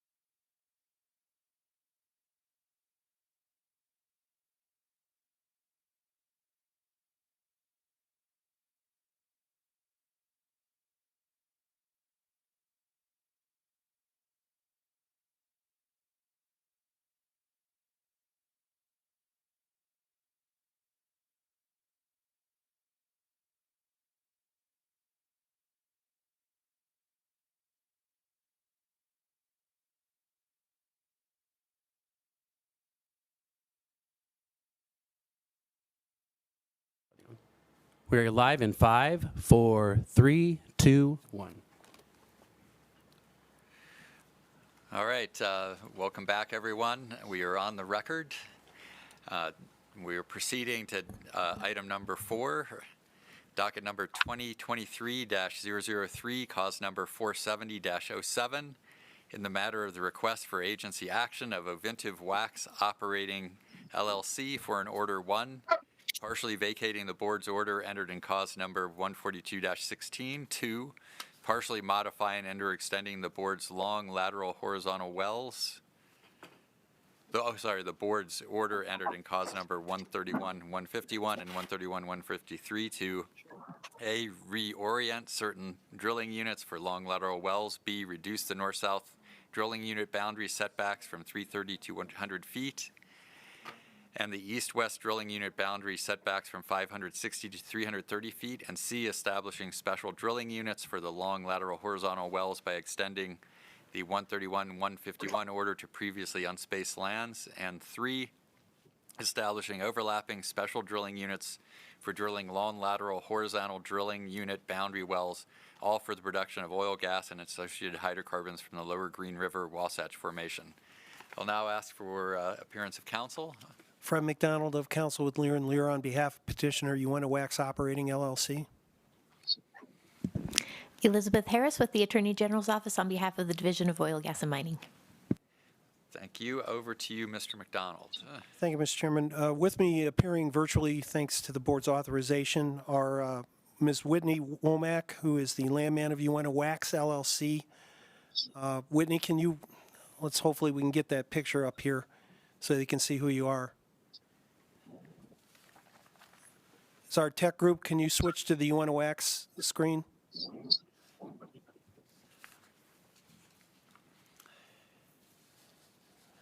Sorry, guys, we're having some visuals here that we need to get. There we go. Okay, Whitney, would you please wave your hand so that they know who you are? There you go. Okay. Okay, Mr. Shay Atkins, who's the Vice President of Development of Finley Resources, Inc. and U.S.M Wax LLC. Mr. Taylor Cotton, who's the Reservoir Engineer of U.S.M Wax LLC. I would ask that those witnesses be sworn in at this time. Will you raise your right hands, please? You do solemnly swear the testimony you're about to give will be the truth, the whole truth, and nothing but the truth, so help you God? Yes. Yes. Sufficient? Okay. Mr. Chairman, the resumes of the witnesses were collectively submitted as Exhibit A in this cause. If asked, each will confirm the information reflected in the respective resumes are true and correct. Ms. Womack will be a fact witness only.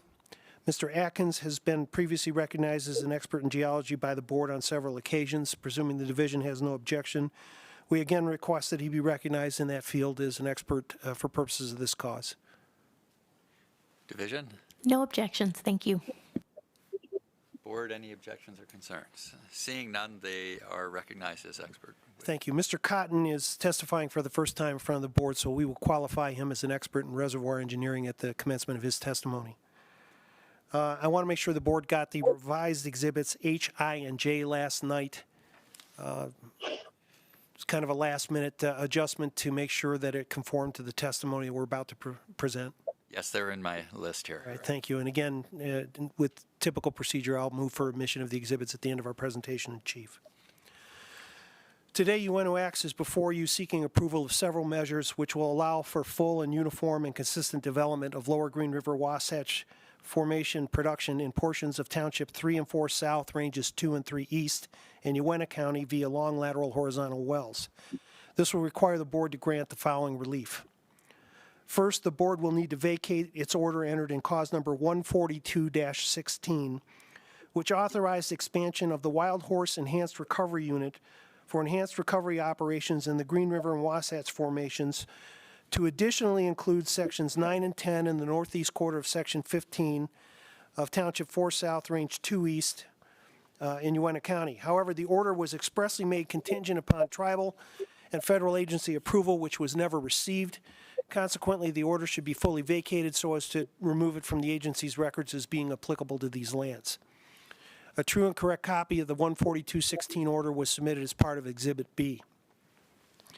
Second, UNOAC seeks modification and/or extension of the board's orders entered in cause numbers 131-151 and 131-153 to create uniform two-sectional drilling units for portions of 3 South, Range 2 West, and section and 1/2 section drilling units for portions of Township 4 South, Range 2 and 3 East.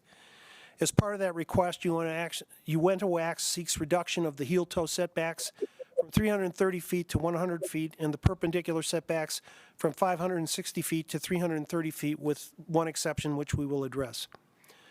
However, there are 4 existing long lateral horizontal wells drilled pursuant to the 131-151 and 131-153 orders as identified in paragraph 9 of the request.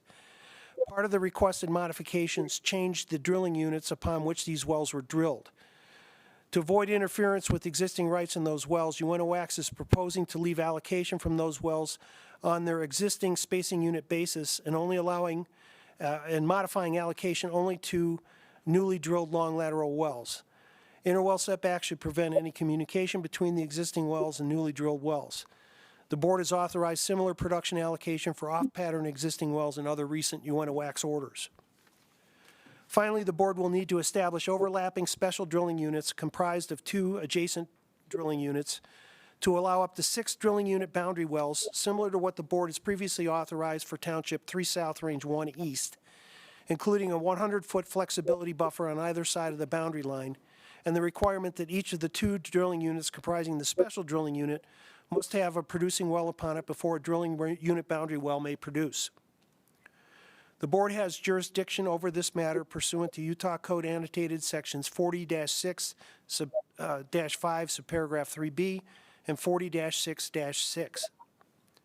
Notice was sent via regular mail to all production interest owners in the requested drilling units, to all working interest owners, including unleased interest owners, and the established drilling units, or if unspaced, the quarter sections adjacent to the requested drilling units due to the setback reductions, and to the Bureau of Indian Affairs, Bureau of Land Management, and the School and Institutional Trust Land Administration, being the governmental agencies having oil and gas jurisdiction over many of the lands. The mailings were sent to these parties at the last addresses disclosed by the relevant agency and Uintah County Realty Records. Vaquero Uintah LLC is a working interest owner in the lands to the east of the Uintah Special Meridian. It expressed concern over the requested setback reductions. To resolve those concerns, UNOAC has agreed to, number 1, eliminate the spacing request of sections 17, 20, and the north half of section 29 of Township 3 South, Township 4 South, Range 3 East. Second, they also agreed to eliminate the request for a special drilling unit boundary well DSU comprised of sections 17, 19, 20, and the north half of sections 29 and 30 in Township 4 South, Range 3 East. And third, they agreed to maintain the 500-foot eastern setback as to the existing special drilling unit comprised of sections 6, 7, and 18 of Township 4 South, Range 3 East, as is currently provided in the 131-153 order. These changes are reflected in the revised exhibits that were submitted yesterday. The record will also reflect that notice was duly published in the Uintah Basin Standard and Vernal Express on February 1st, 2023, the Deseret News on February 3rd, 2023, and in the Salt Lake Tribune on February 5th, 2023. The division elected not to file a response in this cause, and no other objections or responses were received. With that, I'll commence my examination of Ms. Womack. Ms. Womack, please state your name and business address for the record.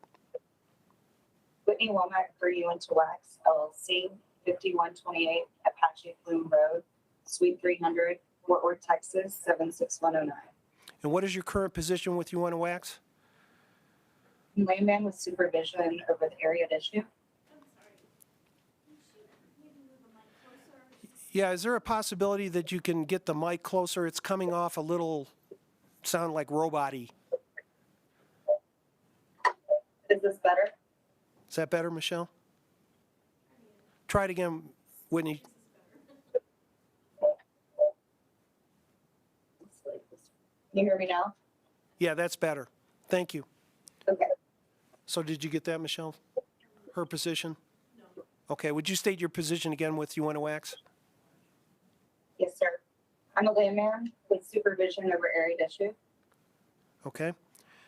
For the record, would you please state UNOAC's corporate and bonding status? Uniwax Operating is a Delaware limited liability corporation in good standing with its principal place of business in Fort Worth, Texas.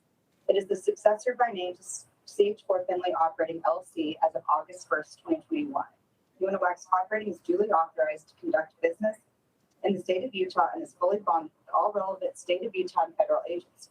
It is the designated operator on behalf of Uniwax LC. If you could slow down a little bit, I think that'll help too. Okay?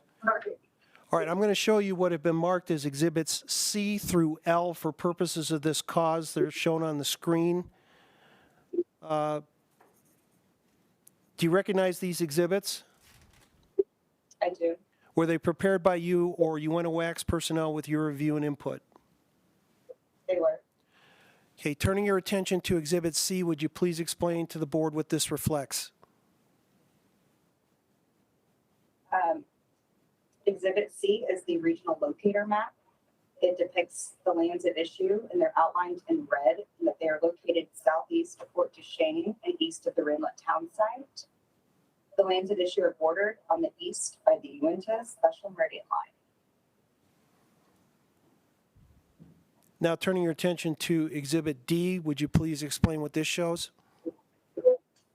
Exhibit D is it's the application lands. It's just a zoomed in view, and it's also generally just showing the existing well. All right, now turning your attention to Exhibit E, would you please explain to the board what this shows and its significance? Exhibit E shows the current long lateral horizontal well spacing. The gray is 131-151 order, currently 330 feet north and south, and 560 feet east-west setbacks, where 12 long lateral horizontal wells were allowed. The green is the 131-153 order, special drilling unit given U.S.M boundary, currently allows for 330 feet north and south, and 560 west, and 500 feet east setbacks. 12 long lateral horizontal wells were allowed. The purple is 475-03 order, the special order allowing a section and 1/2 long Uteland Butte long lateral horizontal well to be drilled. It requires UNTOWAX to seek spacing once enough data has been obtained and analyzed, which UNTOWAX is complying with by filing in this RAA. The white area is not subject to any spacing order currently. Okay, Whitney, we're still having a little difficulty hearing some things. If there's any way that mic can get closer to you, that would help. Okay. Okay, and I'll read directly in front of me. okay, that would help. Okay, now turning your attention to Exhibit F, would you please explain to the board what this shows and its significance? Exhibit F demonstrates equivalent offset spacing orders. The green are lands that are subject to the 470-03 order, which allows for similar provisions to the requested DSUs today. The blue hatched are lands subject to the 470-06 order, authorizing for drilling unit boundary well DSUs. The yellow are lands subject to the 470-05 order, again are similar to the provisions to the requested DSUs today. And the purple are lands subject to the 475-03 order as addressed in the previous slide. Right now, turning your attention to Exhibit G, please explain to the board what this shows. Exhibit G are the requested drilling units. The brown lines delineate the requested 2-mile stand-up DSUs. The dark blue lines delineate requested 1.5 mile stand-up DSUs.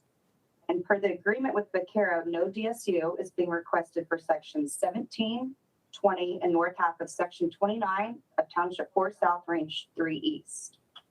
The green lands require special DSUs because of the U.S.M boundary. The light blue lands are subject to the 131-151 order as previously addressed. The gray is the Wild Horse water flood. The red hatched areas are under the 142-16 order, which is to be vacated. Unhatched is where the water flood remains in effect and which lands are excluded from this request, partially while 1.5 mile DSUs are requested for this particular area. All All right, now turning your attention to revised Exhibit H, would you please explain to the board what this shows? This shows the internal drilling unit boundary well, DSU.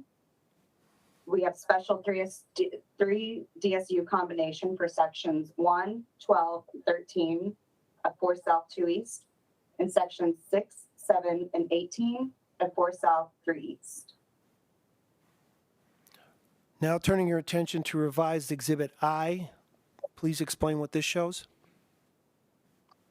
Sure. This is just the external drilling boundary well DSUs. And revised Exhibit J. Exhibit J is all of the requested drilling boundary well DSUs. It's essentially a combination of the revised exhibits H and I. Now turning your attention to Exhibit K, please explain what this shows. Exhibit K is a plot of the existing wells.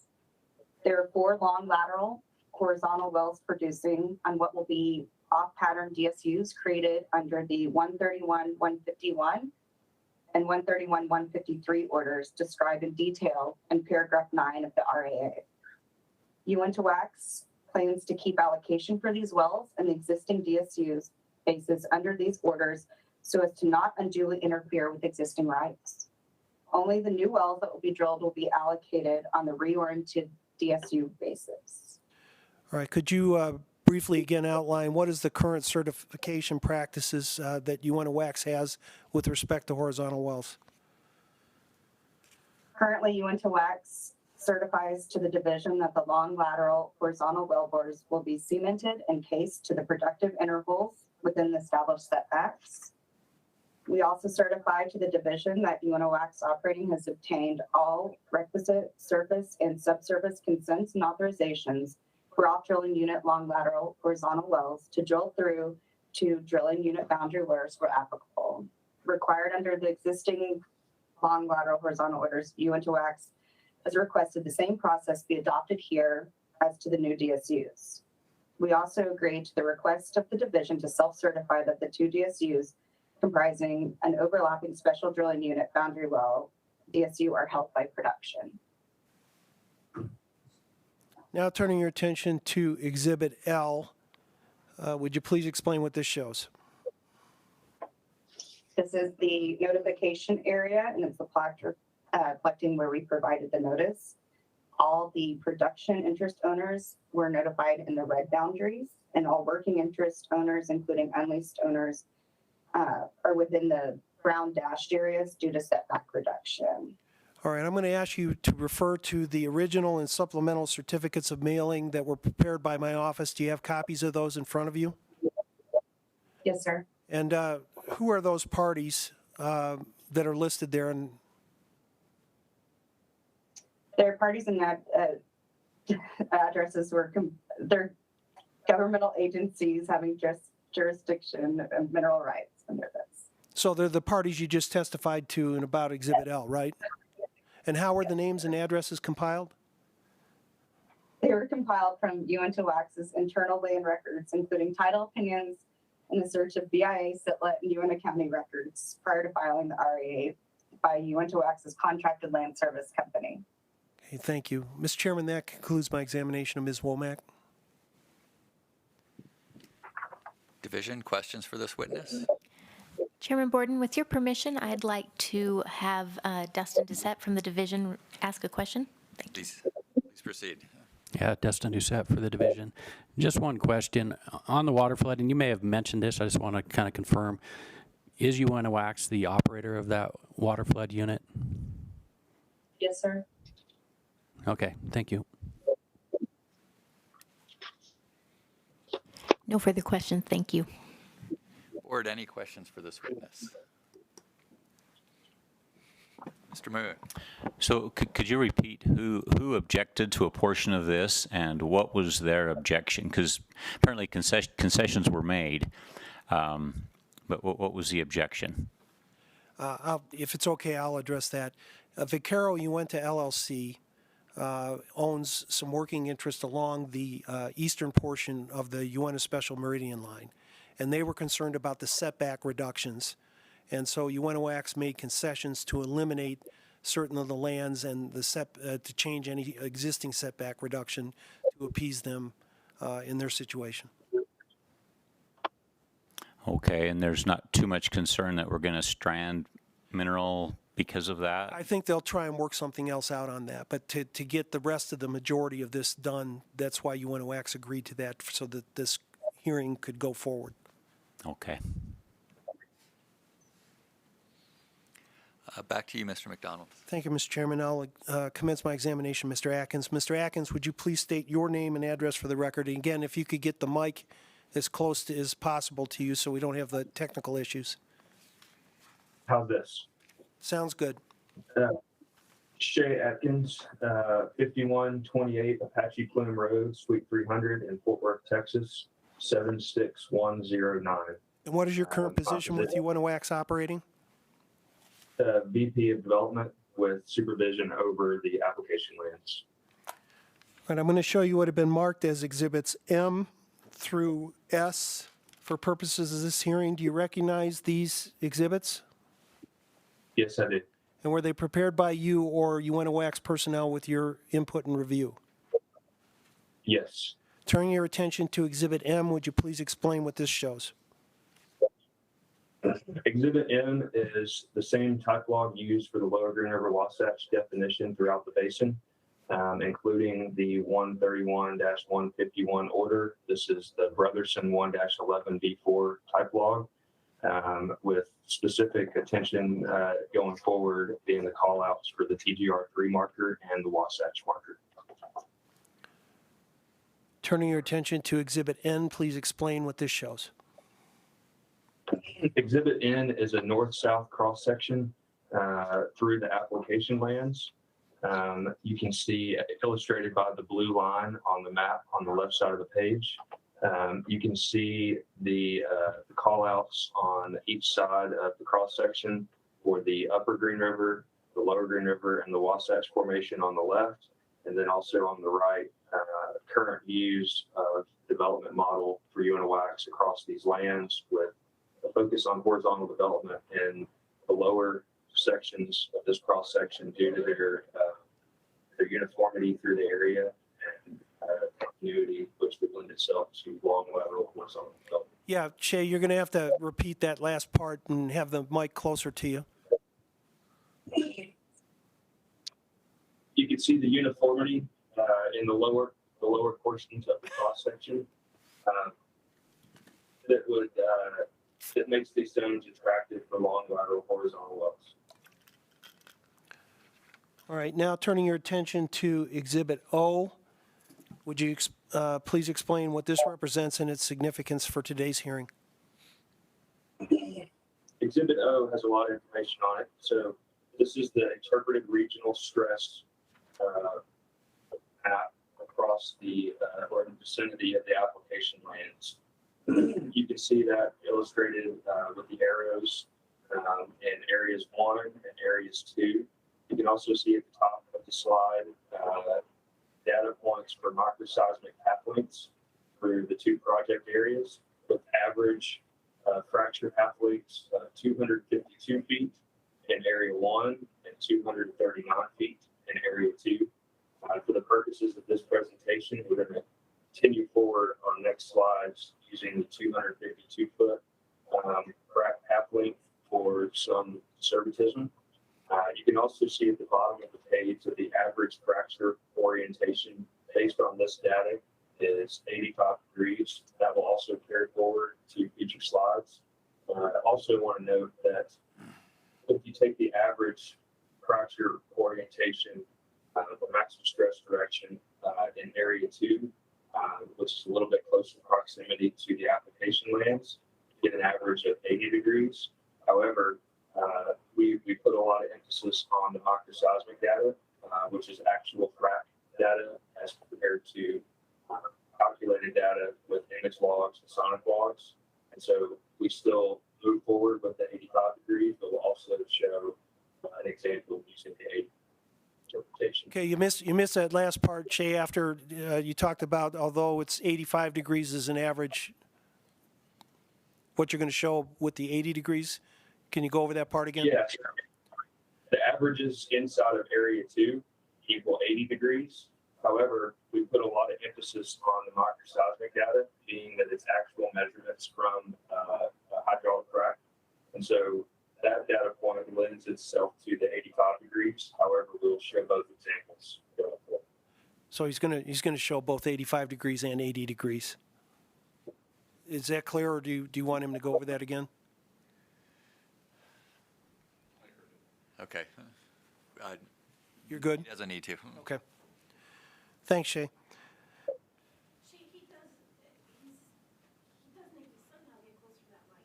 Okay. Shay, you gotta really speak loudly and close to the mic because it fades out sometimes, okay? All right, let's Sure. Go back to all right, let's area go 2. to I'm sorry. Are we going forward? Yeah, we're going to go forward, but just if you could just make sure you're close to the mic and speak loudly, because like I said, it fades out and sometimes it's hard to hear. All right, turning your attention now to Exhibit P, would you please explain what this shows? Exhibit P is an illustration of the toe portion of a horizontal well against the stepbacks. You can see the 85-degree fracture orientation that we carried forward from the last slide, as well as the 252-foot fracture half length carried forward from the previous slide. Illustrated is the current setbacks of 330 feet at the heel toe and 560 feet in the east-west direction, illustrating that there will be unrecovered hydrocarbon if we continued with this spacing. Now turning your attention to Exhibit Q, please explain what that shows. Exhibit Q is an example of the illustrating the requested setbacks of 100 foot, utilizing the same 85-degree fracture orientation and 252-foot fracture half length, illustrating at 100-foot heel toe setbacks, applying these angles. There's still approximately 78 feet of distance between the fracture the fracture and the setback at the section line. And is it your interpretation that there really isn't much drainage going beyond the frac tip? That's correct. All right, turning your attention now to Exhibit R, would you explain what this shows? Exhibit R is an illustration using the same data with the 85 degrees and applying that trigonometry with the fracture orientation to the east-west direction with 330-foot setbacks, illustrating 79 feet from the frac tip to the section line boundary. All right, now turning your attention to Exhibit S, please explain what this represents. Exhibit S uses the theoretical 80-degree fracture orientation as previously mentioned, and also illustrates that using 80 degrees, if that were the correct answer, it still shows a 56 feet of buffer and 82 in the north-south or toe heel direction, and 82 feet of buffer in the east-west direction, utilizing the reduced setbacks, and therefore still protecting relative rights while also recovering additional hydrocarbon. All right, is it your expert opinion then that the lower Green River Wasatch is one common source of supply in this area? Yes. Is it also your expert opinion that uniformity of the lower Green River Wasatch members throughout the area make long lateral horizontal wells attractive? Yes. Is it also your expert opinion that the actual data supports reduction of setbacks to recover additional resource without adversely affecting adjacent lands? Yes, it is. Mr. Chairman, that concludes my examination of Mr. Atkins. Division, questions for this witness? No questions for this witness, thank you. Board, any questions for this witness? Not even you? Huh? Not even. It drove a long ways in the snow. I've got to ask some questions. All right, I Seeing don't have any none. questions on that. Back to you, Mr. McDonald. All right, thank you, Mr. Chairman. I'll commence my examination, Mr. Cotton. Taylor, again, if you can get the mic as close as possible and speak loudly so that it clearly comes through on the audio here. Would you please state your name and business address for the record? Taylor Cotton, 5128 Apache Plume Road, Suite 300, Fort Worth, Texas, 76109. And what is your current position with UNOX? Reservoir engineer for horizontal development. Okay, and if you could, you're going to have to get a little bit closer to the mic. Okay. Is it better? Yeah, as best you can, and speak loudly and slowly as best you can. It'll help. Since this is your first time testifying in front of the board, would you could outline your education, your work history, particularly with any analogous basin or horizontal plays, and any certifications, licenses, or recognitions by other conservation commissions? Sure. I have a Bachelor of Science in Petroleum Engineering from the University of Texas. Previously, I had over 6 years of work experience for XTO Energy in the Appalachian Basin, overseeing the horizontal development of Marcellus, Utica, and Burkett formations. After that, I spent 2 years in the Permian Basin, and for the last 3 years for UNTWAX working in the UNT Basin. All right, Mr. Chairman, with his resume and that additional testimony, I would ask that, and presuming there's no objection from the division, that I'd be asked that Mr. Cotton be recognized as an expert in reservoir engineering for purposes of this cause. Division? No objections, thank you. Board? Seeing no objections, he's recognized as an expert witness. Thank you. Mr. Cotton, I'm going to show you what have been marked now as exhibits T through V. Do you recognize these exhibits? Yes. Were they prepared by you or UNOX personnel with your review and input? Yes, they were. Okay, again, speak as clear as you can into the mic. Turning your attention to Exhibit T, please explain to the board what this shows. This map shows the wells that were used to calculate the assumptions for the drainage calculations on the following page. Shows that the wells are within and immediately to the west of the application lands. Now turning your attention to Exhibit U, please explain what this shows and its significance. This slide depicts the drainage calculations utilizing the equation presented by Hale and Evers, which has previously been accepted by the board.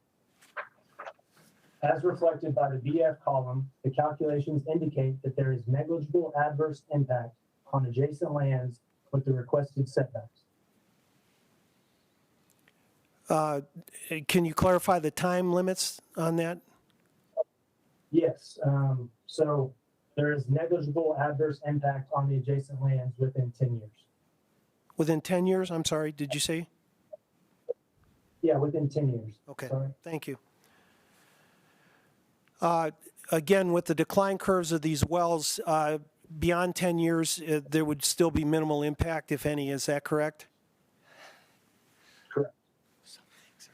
All right. Turning your attention now to Exhibit V, would you please explain to the board what this shows? Yes, this slide outlines the incremental economics for the additional feet of completed reservoir, which would be allowed by the requested setbacks. All the numbers are run at strip pricing as of January 20th, 2023, and using a discount rate of 10%. The two big things I want to point out are that assuming an 18% lease to the royalty owner, it's an added present value of over $500,000. And then the additional 7 stacks per well, assuming 4.5%, is almost $120,000 per well. All right, is it your expert opinion then that the reduction of the setbacks and the drilling of up to 6 stacked drilling unit boundary wells are necessary to recover additional resources that would otherwise be left in the ground? Yes. Is it also your expert opinion that the requested relief will allow the greater recovery of natural resources with associated greater economic benefit, but with no minimal or adverse, with no or minimal adverse impact on adjacent correlative rights? Yes. All right. Mr. Chairman, that concludes my examination of Mr. Cotton. Thank you. Division, any questions for this witness? If Mr. Doucette could ask a few questions of this witness, please. Please proceed. Yeah, Dustin Doucette for the division again. Mr. Cotton, if you could go to Exhibit U really quickly. And could you provide a brief explanation about the source of the values for the reservoir characteristics you used on this exhibit? Yes, the assumptions used in this calculation are from the previous slide, Exhibit T, which shows the 3 wells which we use PDT data and log data to build the assumptions. Okay, so did you use core analysis and also log analysis? Is that correct?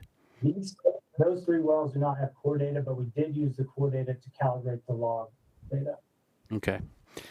And just maybe a further question as far as history match. Is there a good history match with wells in this area that are producing that match kind of what your assumptions are with these reservoir characteristics? Yes, these assumptions tie to actual producing wells. So.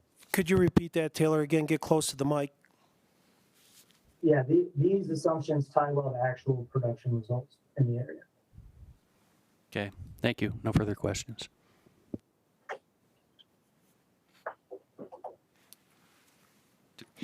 No further questions from the division. Thank you. Thank you. Any questions from the board for this witness? Seeing none, back to you, Mr. McDonald. Thank you, Mr. Chairman. With that, that concludes our presentation in chief. At this time, I would move for admission of Exhibits A through G, revised Exhibits H, I, and J, and Exhibits K through V inclusive.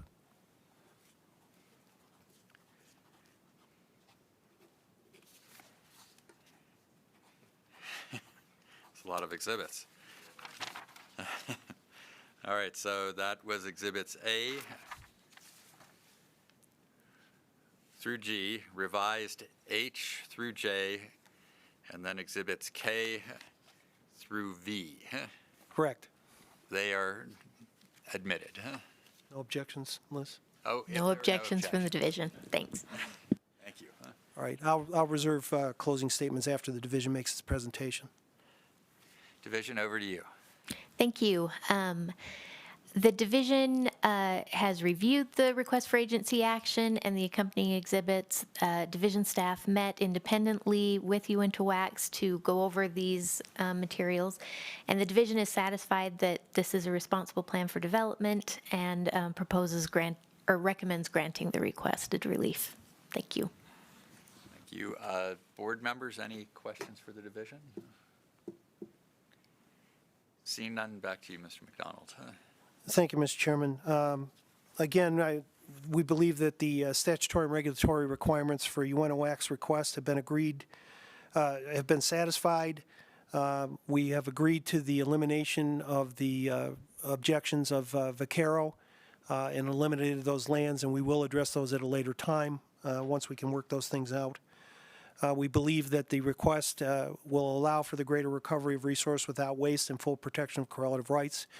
We again thank the board and the IT staff for allowing our witnesses to participate virtually, especially given the snowstorm today. So thank you for your time and attention. We ask that the request be granted as submitted. Division, any last comments? Nope, we'll just turn it to the board. Thank you. Okay, thank you. Board, can we entertain a motion directly on this one? So I would move that we approve this request for agency action. I'll second the motion. Any last comments from the board? Seeing none, all those in favor say aye. Aye. Let the record show. Oh, sorry, we've got the two. Aye. Selma's not. Okay. Okay. And did Alan Walker say aye? Yes, he did. Okay. Aye. Perfect. Thank you. Mr. McDonald, could you prepare the order? Certainly. Thank you, Mr. Chairman. Okay, that concludes that item. We're now on to item number 5, per acre bonding costs for small mines and exploration. And I believe the division will be presenting on this.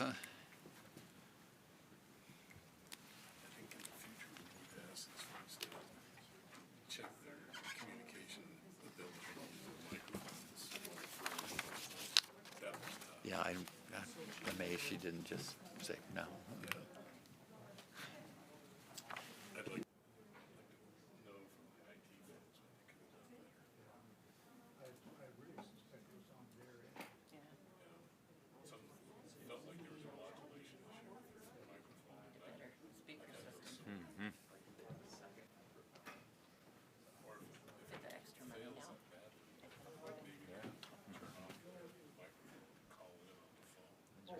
Folks we haven't seen before.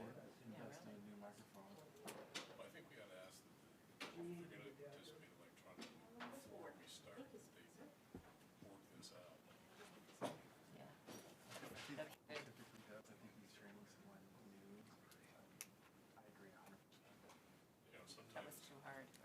Sometimes the connection is better than others. The second time. So I went back there, apparently it was from the originating source on their end, so.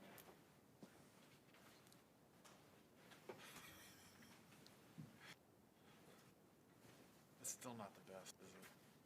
Virtual. Sometimes it's kind of not so good. Well, if everything goes smoothly, then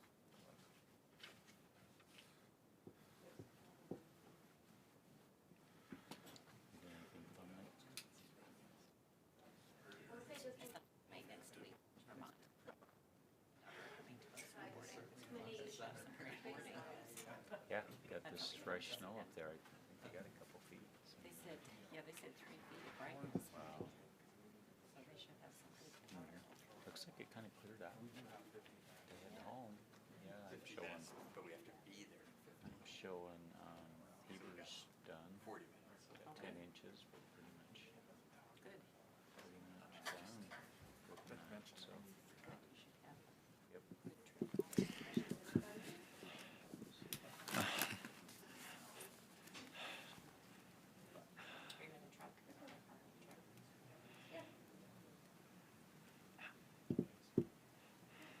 Division, you may proceed when ready. I do want to let you know that several board members have an important engagement in about 50 minutes, and we still have several items to get through. So I hate to rush you, but if we could move along vigorously, that would be appreciated.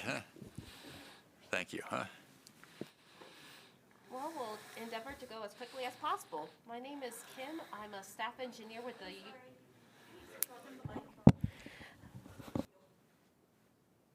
Okay, can you hear me now? How about now? Okay, I was pushing it, I swear. Don't have to hold it. Just you're getting. Okay. We will endeavor to go as quickly and efficiently as possible then. My name is Kim. I'm a staff engineer at the division.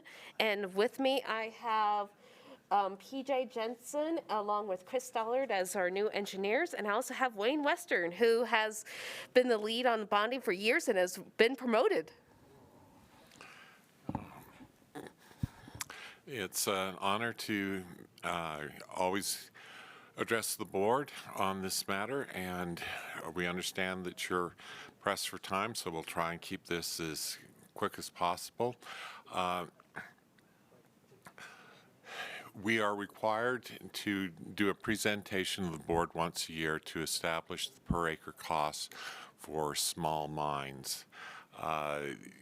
We do have options for either a site-specific or a per acre, and usually for most small mines, they prefer a per acre that we have. Now, the board is actually the ones that do the determination of the per acre costs after presentation through us, and then the public will always have an opportunity to comment. So I'll turn the time over to Chris. Yeah, my name is Chris Stollard. I'm one of the permit leads and one of the new engineers on staff. I'm trained in mining engineering, so I'll try to be quick here. So First of all, I just wanted to go over the different costs that we assess when we calculate this bond. So we just have them listed here. I'm not going to go through them all, but we mostly are considering the earthwork, re-veg, and revegetation as the main costs for small mine per acre costs. And then we do include these list of indirect costs for all of our different sites, including site specifics. And then we, of course, add an escalation, which is a big thing that we want to discuss with this this year because everybody knows inflation's been bad. So next slide, please. And so this is just how we break down those indirect costs I mentioned. It adds up to about 21.8%. So next slide.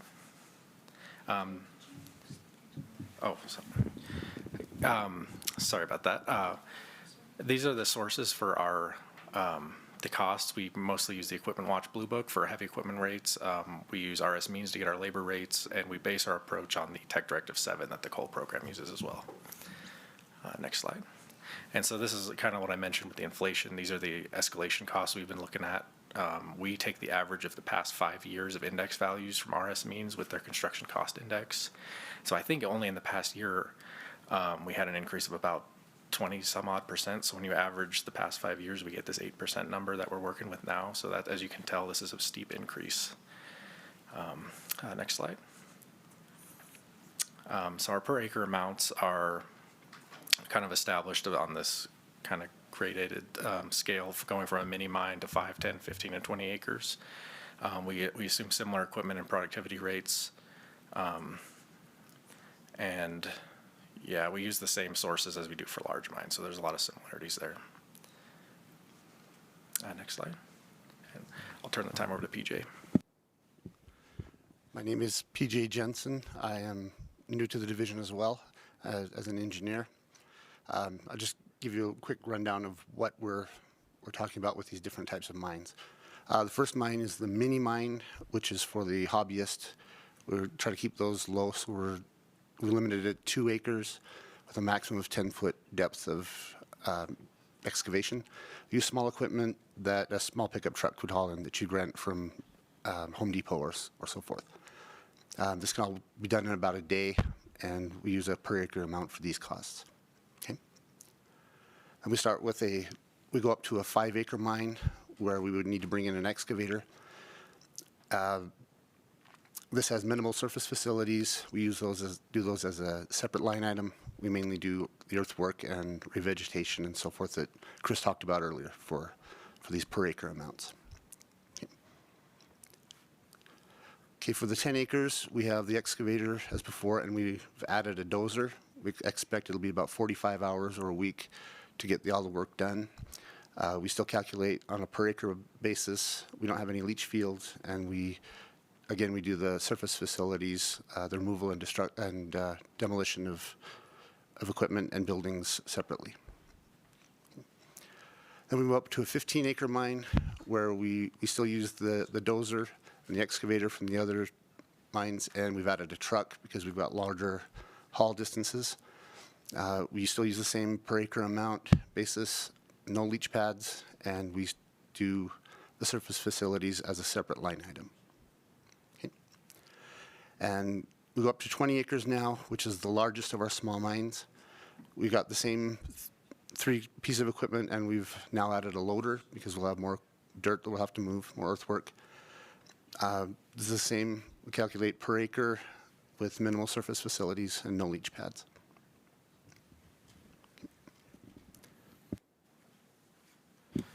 Okay, and yeah, PJ kind of mentioned our equipment selection here, but this is just kind of a slide kind of just laying that out, so we can just skip past that. And then this is how we assess the mob and demob costs.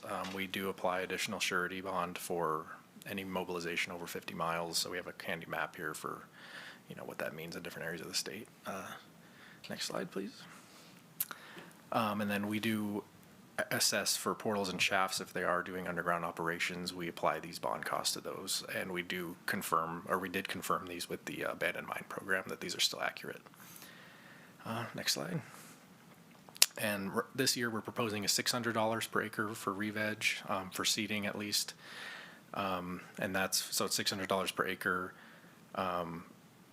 if earthwork's already been done, and then $2,000 per acre if we need to still account for earthwork. So these are markedly increased from last year. Next slide. Okay, so I'm going to endeavor to go through this section quickly, where there's a whole bunch of numbers on there. We provided the board a handy memo to outline these, but this one really talks about just how much this inflation is doing these different amounts on the mini mine as a template. So in this case, the mini mine for a 1-year exploration, so this is good until the end of next year, it's $4,500. But for that same amount of work, what we're projecting in 3 years is $5,200. That little bit of rent is still extra $700 for that next 2 years, an extra $500 to for 5 years from now, in 2028. So I just wanted to keep this slide in your mind that the different amounts that we're talking about are different years. We use the per acre methodology for also our exploration, but the rules only apply to small mines that the board approves. So with this, we're using the exploration surety amounts. This year is $8,700. We're going up to $9,700, which is a steep increase. We're going up from $5,700 up to $6,400. We're going up on our small mines up to $11,000 for the first acre for a 3-year, and $13,000 for a 5-year. We're just seeing a rapid increase in all the different construction costs. For 5 to 10 acres, we're seeing an increase. For a 10-acre small mine, it's now going to be about $100,000 for a 3 or 5-year. And for a 15-year, we're going up to almost $200,000 for a 5-year. And for a 20-acre small mine, we're almost at $300,000 for a 5-year escalation versus a 3-year escalation for the same amount of work. And that's the main things that we wanted to stress today, is that we're using the same type of methodology that we have in the past, but because of inflation and escalation, we're just seeing these steep increases. But we just wanted to go over what these different amounts were with you, be able to ask any questions. It has increased significantly from last year, but we just simply recommend that the board approves these new acre amounts, and we'll be here next year. So is there any questions? Board, any questions? I have a question. Mr. Hanson? If your escalation factor significantly decreases next year, would the operator have an opportunity to come in and repost a bond? Yes, by rule, what we have is that we can only do it every 3 or 5 years, but they also have the opportunity to come in there and request it from us too. So we can't go and bother them every single year things significantly increase. So if they got locked in last year at 2021, they were locked in until 2024 unless they come to us and ask and say, hey, we reevaluate it. A lot of times they leave it and say, okay, I'm going to wait another couple years because I don't want to deal with you. Not that we're not good to deal with, but we try. So they do have that opportunity Yes. to come in and redo the bond if the escalation factor comes back down? Yes, but if someone got locked in last year, we can't go to them and just say, hey, you need to post a new bond now because they just did everything. They're good until that time. And what we've seen is it's generally right along the money. We might see a couple $100 difference, but it's generally within 10% of what we estimated it to be, at least previously, before all this craziness. Any other questions? I've got one question. I'm just curious on those costs for closure of a shaft or a portal for an adit or a tunnel. Is that just to put a bat-friendly No. barrier there, or what is that? Generally for closure would be backfilling 20 feet or putting in a dual block cinder block. We can put in back gates, but they generally tend to be more expensive. But there are times that that's the preferred closure measure, and we'll estimate that in the cost. And for a shaft, how do you put a concrete plug in? I've seen them done where you've got to put a structure underneath where you want the concrete plug to form it and hold it in place. Then you got to pour the concrete rebar, et cetera. 3,000, I believe that was the number, seems a little cheap for, a big shaft anyway. These are going to be smaller shafts usually. The closure measure there would be backfilling, but depending upon site-specific conditions, we could ask for more. Okay, so if site-specific conditions vary from the model dramatically, you could Right. ask for something appropriate. Okay, thank you very much. Yeah, that 3,000 was only for 6-foot max on it, so it's just assuming a very, very small closure for that. Just mainly a vent shaft. Okay, thank you. Any additional questions? I believe not. Thank you very much. Okay, is there anyone from the public that would like to make a comment?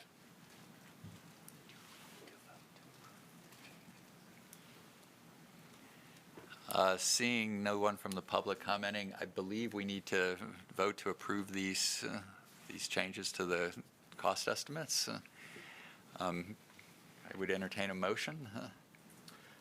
I would move that we accept the proposed cost for 2023 as requested by the division. Anyone want a second for me? I'll second. All those in favor say aye. Aye. Aye. Aye. Let the record show that was unanimous. Thank you. Thank you for giving us the opportunity to do the presentation. All right, we're on to the next item, number 6, docket number 2022-028, cause number RMNRL-2022-01, in the matter of formal rulemaking to amend the mineral program rules to conform annual reporting deadlines to the Utah Mined Land Reclamation Act.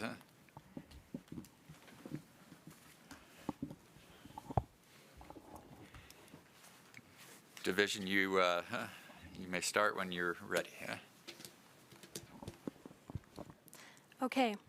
All right, can you hear me? You're good? Okay. I'm Natasha Baliff. I'm the Legislative and Policy Coordinator with the division. This docket item and then the next one both deal with rulemaking. All I'm asking for is a notice of effective date, or if you guys don't like the changes, we can abandon it and just abandon the rule. So kind of a recap. It's happened before. As a recap, we're changing the minerals annual report deadline. This was the language that I had submitted. All we did was change November 30th to December 31st, so everything is due at the end of the year. It does say on or before December 31st, so they can still turn it in on November 30th if they choose to. This has already gone through the formal rulemaking process. We didn't receive any public comments on it. So it's really up to the board to determine if you do want to accept it, and if you do, I would need a notice of effective date, which can be today. And that's it for my presentation on this matter. Board, any questions on this issue?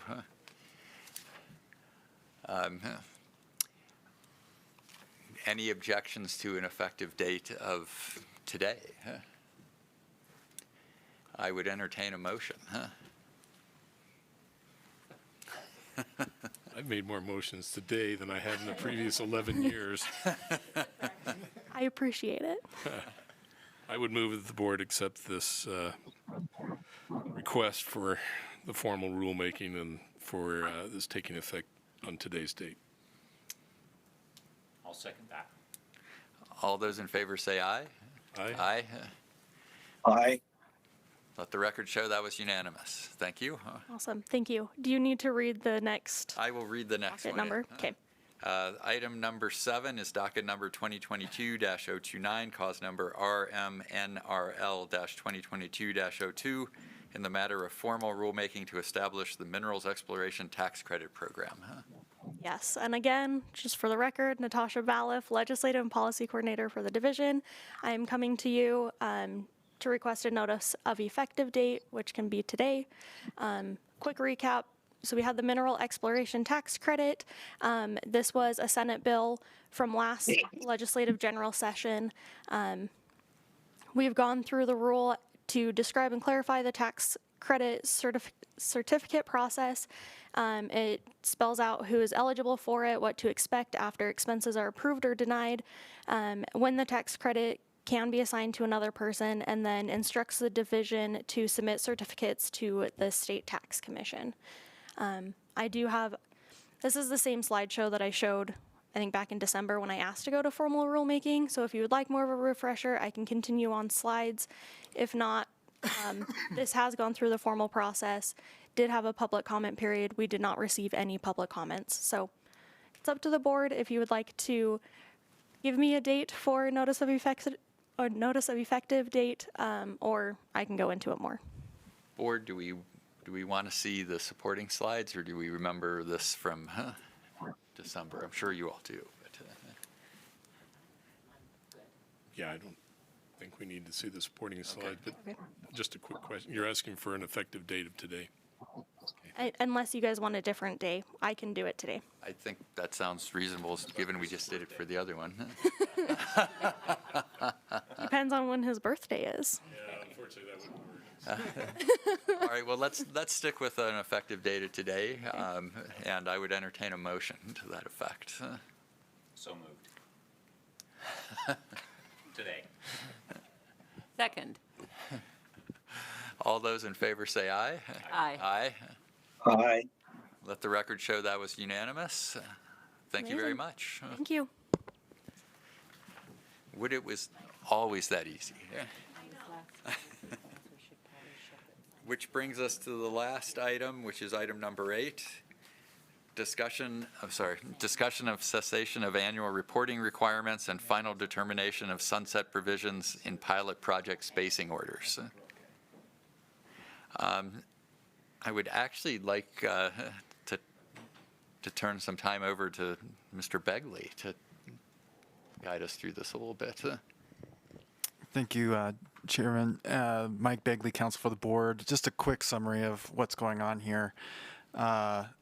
This has been a request from industry to the board to determine whether or not annual reporting and/or permanent status of temporary spacing orders issued during the pilot project era can actually be finalized, and whether or not the annual reporting should continue.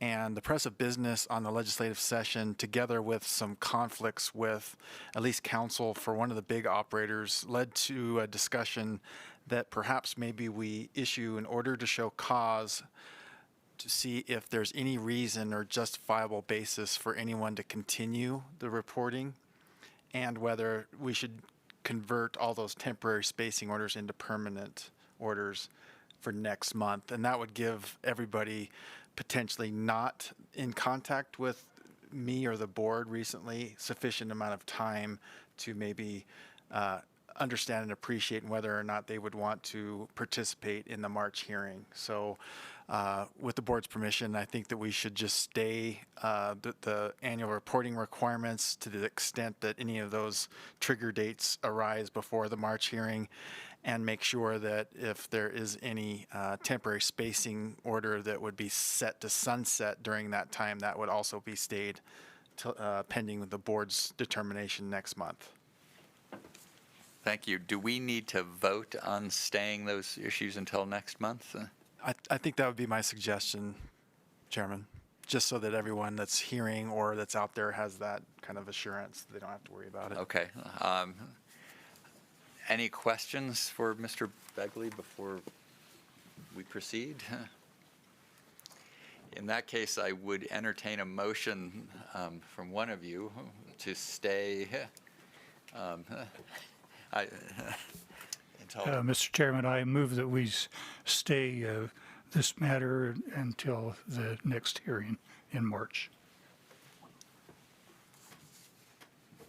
I'll second that motion.